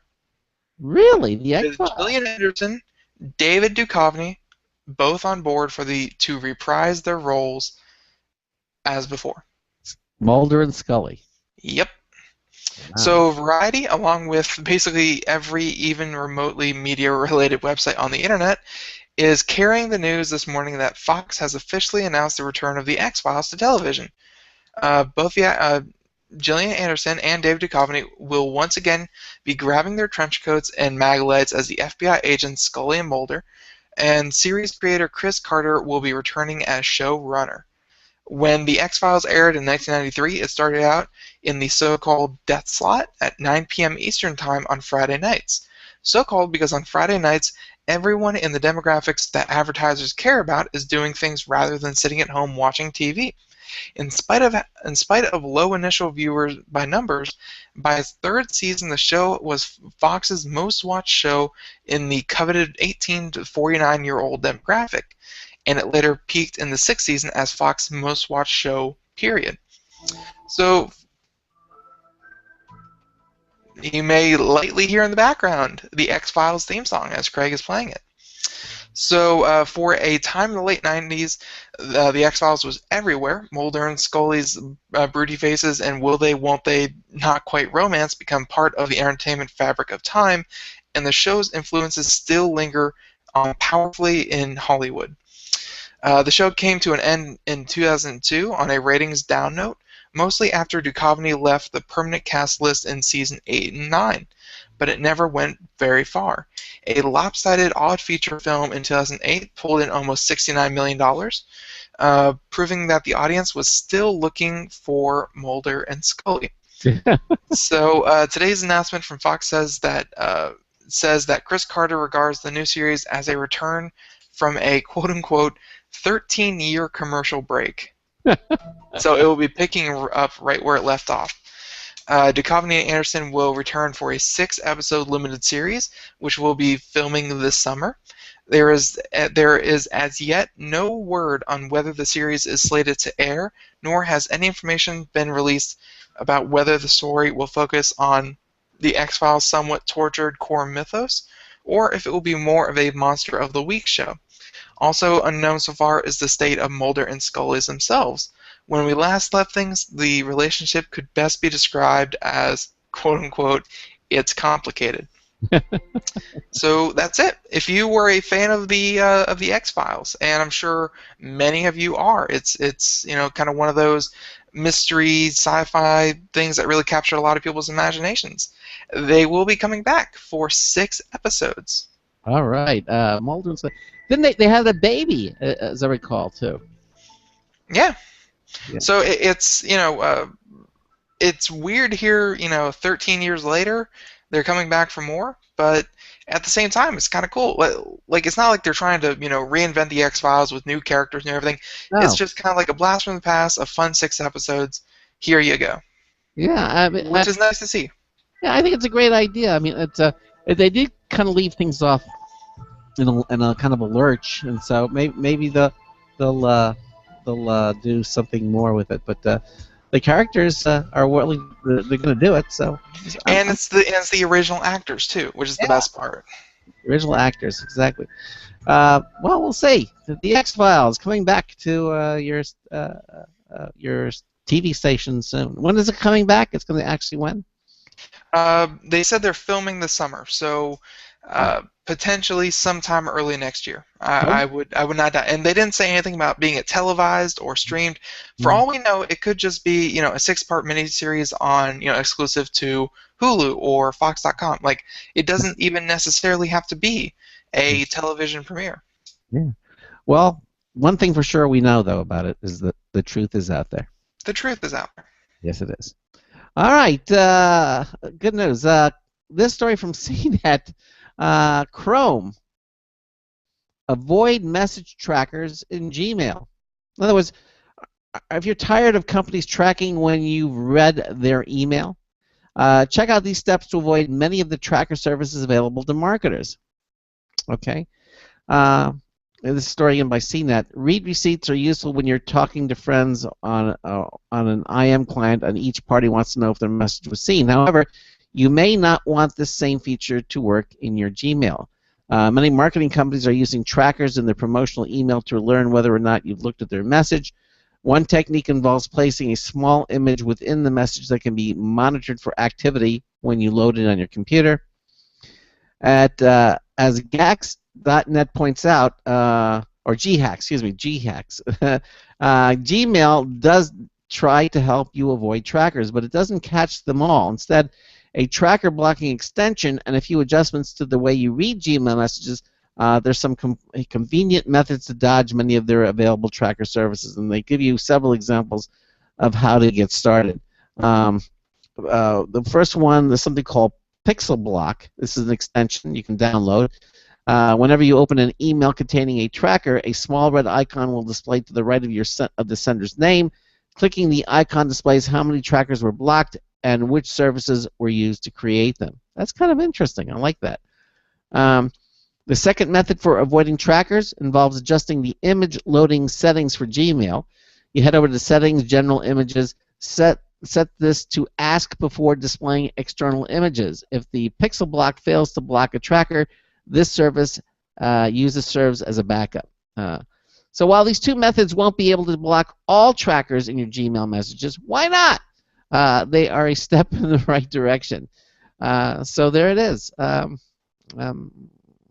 Two more ways you can prevent tracking in your Gmail, according to CNET. Yeah. Neat. Okay. All right. All right.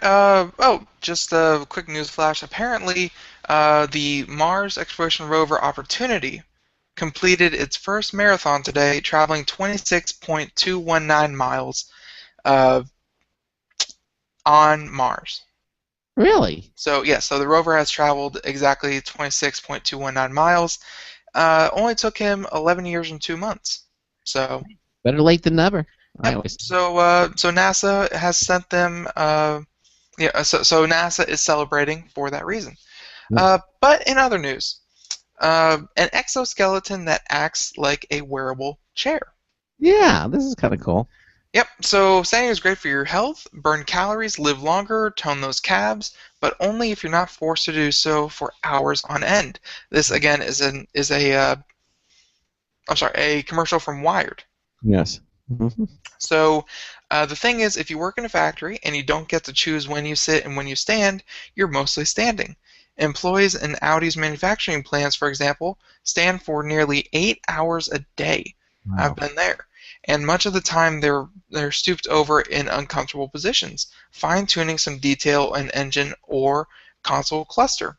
Mhm. It's an ergonomic nightmare, and one Audi is trying to correct with a unique piece of technology, the chairless chair. That makes sense. Yes. So, created by Swiss startup Nuni, it's a hydraulic-powered chair that lends lower body support to people who have to stand all day. You can think of it as a really awesome wearable or an especially lame exoskeleton. The design is straightforward. A titanium frame hugs the back of the worker's legs like a flexible brace, while a support belt is strapped around the torso. Workers can stand and walk like normal, but when they sit, pushing a button locks the frame into a place at the desired angle. The way the body is transferred through the frame to the floor or the heels, you get the sensation of sitting on a bar stool. So why not simply sit on a chair? Well, factories aren't exactly optimized for chairs. You don't want chairs sitting around all over the place, and for something to be strapped to the back of your legs makes much, much more sense, especially in a place where safety is a concern. So they said that actually, that's pretty much the end of the article as far as we're concerned. Just if you want to look up Nooney, Noonee, they make apparently, and also they're from China, even though they say they're Swedish. Yeah. They make a wearable chair. Okay. That's kind of cool. It has some pictures of it too, which is The future of exoskeletons. It's you right now we just see them in manufacturing purposes. Like there's a Lockheed Martin version that gives people the ability to lift, I think, up to like 600 pounds. Mhm. Like with their bare hands, and an exoskeleton. But exoskeletons, I mean, seriously, they one day could provide the ability for people who can't walk the ability to walk, or those who need to do heavy manual labor and who aren't really up for it. Exoskeletons are the future. So Yep. right now, again, we see them in manufacturing and in businesses, but that's just going to trickle down to the consumer market one day. Hmm. I agree. I agree. Like, could you imagine? I don't know. Like, I don't use the example chainsaws because I don't think they're ever going to make like a wearable suit with chainsaws for hands. But just like wearable technology and like the yard equipment that lets you pick up giant tree branches without putting any extra stress on you. Like, there are going to be devices that assist you in everyday things that Yes. that you would have to hire groups of people for.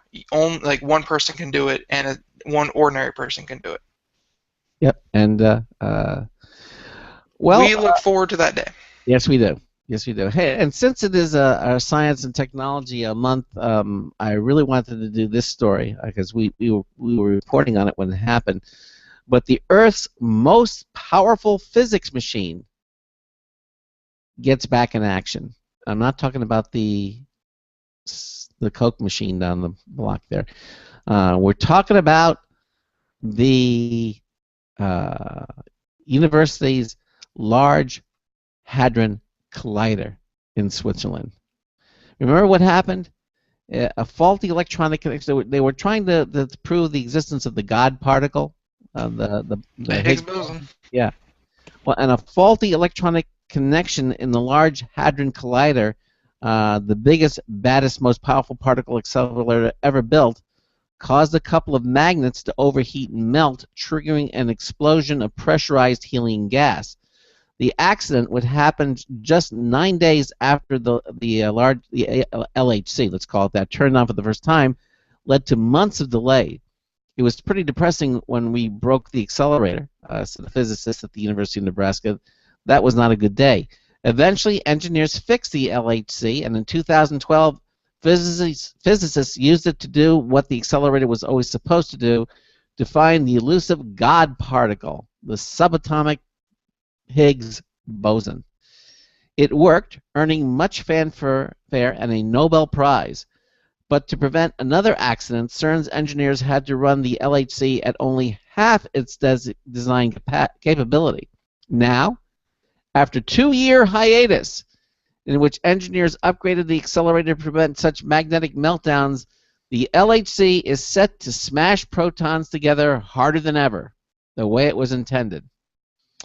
It's like having a new accelerator, they say. The increased power will mean even more violent collisions that might create bigger, even more rare particles.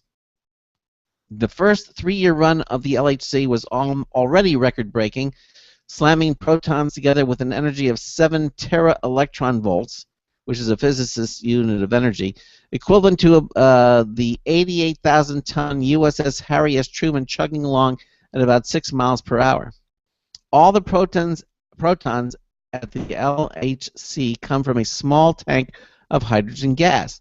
As a series of machines accelerate them nearly to the speed of light, magnets steer the protons along a circular track almost 18 miles long. The accident that shut down the LHC in 2008 happened when a faulty wire connecting 2 of the magnets heated up. Just that one lousy faulty wire, one wire, caused that. The magnet. It's science for a reason. It has to be very controlled and specific. One faulty wire brought the whole thing down to its knees.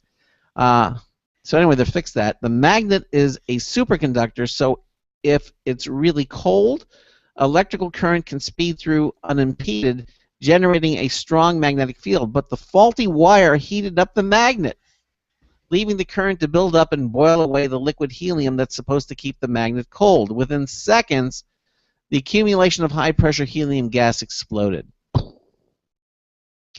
You like those sound effects? Engineers fixed Craig, it's like I was there. Yeah, I know.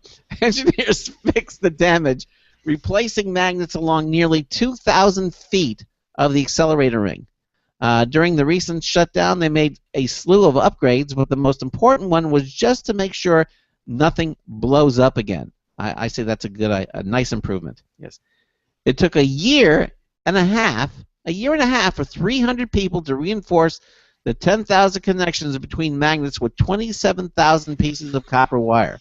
Now, if electric current starts to build up, the beefed-up connections will give all that energy someplace to go. The engineers also replaced 18 magnets that had worn out, upgraded electronics to make them more resistant to radiation, and added a new coating to the inside of the vacuum tube carrying the protons that should prevent stray electrons from forming a cloud that would interfere with the beam. The plan was to turn on the beam this week, firing clusters of protons, each containing more than 100 billion particles at almost the speed of light. But on the 21st of March, engineers found a short circuit, which could delay the restart as much as a few weeks. Once that's fixed, yet a few more weeks before they cross the beams and start smashing protons a billion times per second. That's because the engineers have to warm up the magnets, slowly increasing the amount of current they can withstand. It's really like a runner, said one engineer at the LHC who was in charge of upgrading the magnetic connections.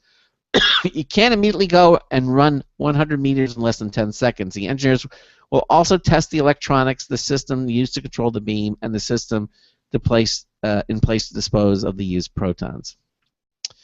Then protons will finally begin slamming together, hopefully creating particles that physicists have only theorized to exist. It sounds like an impressive thing that they're doing here.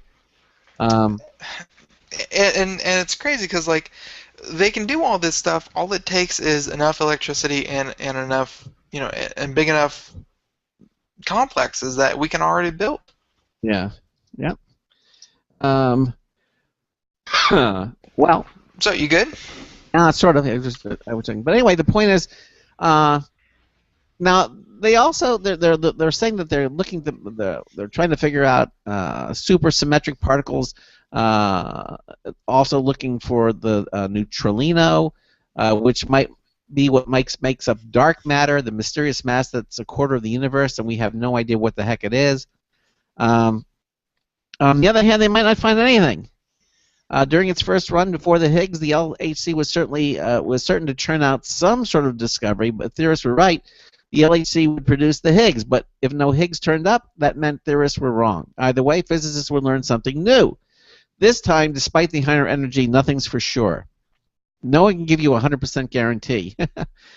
There's nothing missing in the same sense that the Higgs boson was missing. Many of the theories predicting dark matter or supersymmetric particles, for example, are ambiguous. If the LHC doesn't find these particles, it doesn't necessarily mean that the theory is wrong.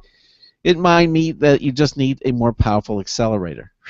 For now, though, the new and improved LHC will do just fine. After all, physicists are finally getting the accelerator they've always wanted. What a nice present. What could I say? I can't imagine a better one for a physicist. No, I can't imagine. Here's that particle you've never been able to see, but you have thought of. Yeah. I guess technically they didn't observe the Higgs boson. It was what happened, what remnants it left that kind of proved its existence. So, from what I understand. Yeah, sometimes you don't get direct observation of the thing that you're trying to look at. But you see it can't be anything else but. It's like the process of elimination. If that happened, that means this particle must exist. Sometimes it's just that way in physics.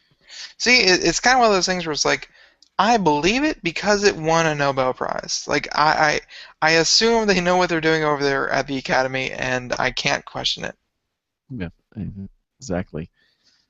Like they could say, yeah, we found the existence of the pickle particle, and it's the particle that lets cucumbers become pickles, and I'd be like, that's amazing. I didn't even know that was happening on a particle level. That's awesome.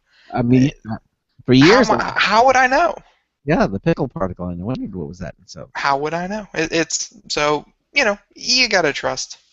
All right. So next story. How about this one? The Xbox.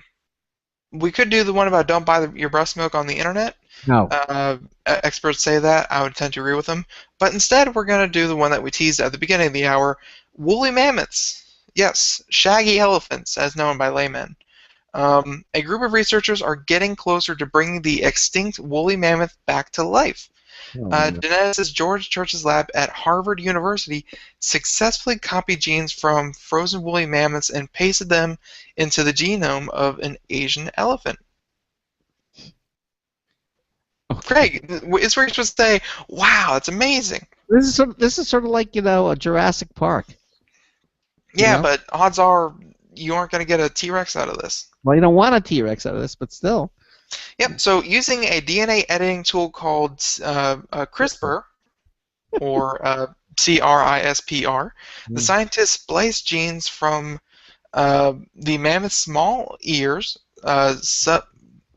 subcutaneous fat, thank you, I would have gotten it eventually, and hair length and color into the DNA of the elephant's skin cells. The tissue cultures represented the first time woolly mammoth genes have been functional since the species went extinct around 4,000 years ago. The research has not yet been peer-reviewed or published in a scientific journal because there is more work to do. The work is part of an effort to bring extinct species back from the dead, a process called de-extinction. Someone probably thought very hard and long about that one. The recent breakthrough shows that one proposed de-extinction method, which involves splicing genes from extinct animals into the genomes of their living relatives, just might work. But you don't have to believe the headlines suggesting woolly mammoth cloning is just around the corner. He explained to Popular Science that there's a lot more research to be done. Just making a DNA change isn't that meaningful. We want to read out phenotypes. To do that, the team needs to figure out how to take the flat hybrid cells from a petri dish and coax them into becoming specialized tissues, such as blood cells or liver organoids. Then test to see if they behave properly. If those tests go well, the team hopes to turn the elephant mammoth skin cells into a hybrid embryos that can be grown in artificial wombs, devices that allow for pregnancy outside of an animal's uterus.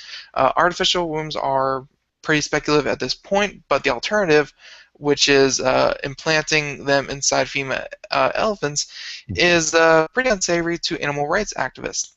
So, long story short, of course, if it's possible, the mammoth genome will never be completely reconstructed, and the creatures will only remain elephant-mammoth hybrids. But if it looks like a mammoth and fulfills the same ecological functions as a mammoth, is it a mammoth? What even is a mammoth anyways? So you say the word a couple of times. Exactly. Exactly. So yeah, shaggy elephants. They could be on their way. He looks cute. Oh yeah, no, downright adorable. Yeah, exactly. Imagine an elephant with sideburns, and then those sideburns cover its entire body. Yeah. Adorable. Exactly. Well, I'll tell you what. We are out of time. Wow, that went by quick. Yes, this was a fun show. I had a lot of fun doing it tonight. Again, I want to thank NVIDIA for getting Tom Peterson, their distinguished engineer, on the program. It was a lot of fun. And thank you all for tonight for being with us here. Tomorrow, scheduled is Acronis. Acronis makes that incredible backup software. It's been a while since we had Acronis on the show. I hope that we can get them in the first hour. Their backup software is wonderful. It'll allow you to make a clone of your hard drive, a bit image of it, but it goes way beyond this because Acronis it was the first one where even though you have a bit image, you can access the data on a file-by-file basis. So even though it's a bit image, you can restore. You don't have to restore the entire backup. You can still pick out the file-by-file and restore only the files that you want. Acronis is an amazing backup program. Hopefully we'll have them here with the first hour. And then in hour 2, Dick DiBartolo, the Giz Wiz, Mad Magazine's maddest writer, is going to be here. And he's got some really fun things to talk about. Dick, it's always a pleasure having him here. 90 seconds. And we will have him on the program. Let's see. I'm trying to see if we can tell you a little bit about what he's going to be talking about. Some of the topics are going to be gadgets and toys. Yeah. He went to the Pet Expo in Orlando, Florida, where he found a wearable tech for pets, a microchip cat door, a lock for your dog. Why not? If you can lock your bike, you can lock your dog. Moving objects with your brain waves. 60 seconds. Some of the stories are going to be doing. Whoa! You have to have brain waves now? Yeah. No. If you want to move an object, exactly. Well, again, we're out of time. Thanks so much for being with us here. Again, Acronis in the first hour, hopefully, and Dick DiBartolo, the Giz Wiz, will be here in hour 2. Don't forget, again, our contests at ComputerAmerica.com. What are you waiting for? Go there. Enter in all of our contests. Our Logitech contest. Sign up for our show reminder. Do it now. And Ben and I will see you tomorrow night. So until tomorrow night, this is Craig Crossman, hoping that your hard disk never becomes floppy. We'll see you tomorrow night. Good night, everyone. 10 seconds.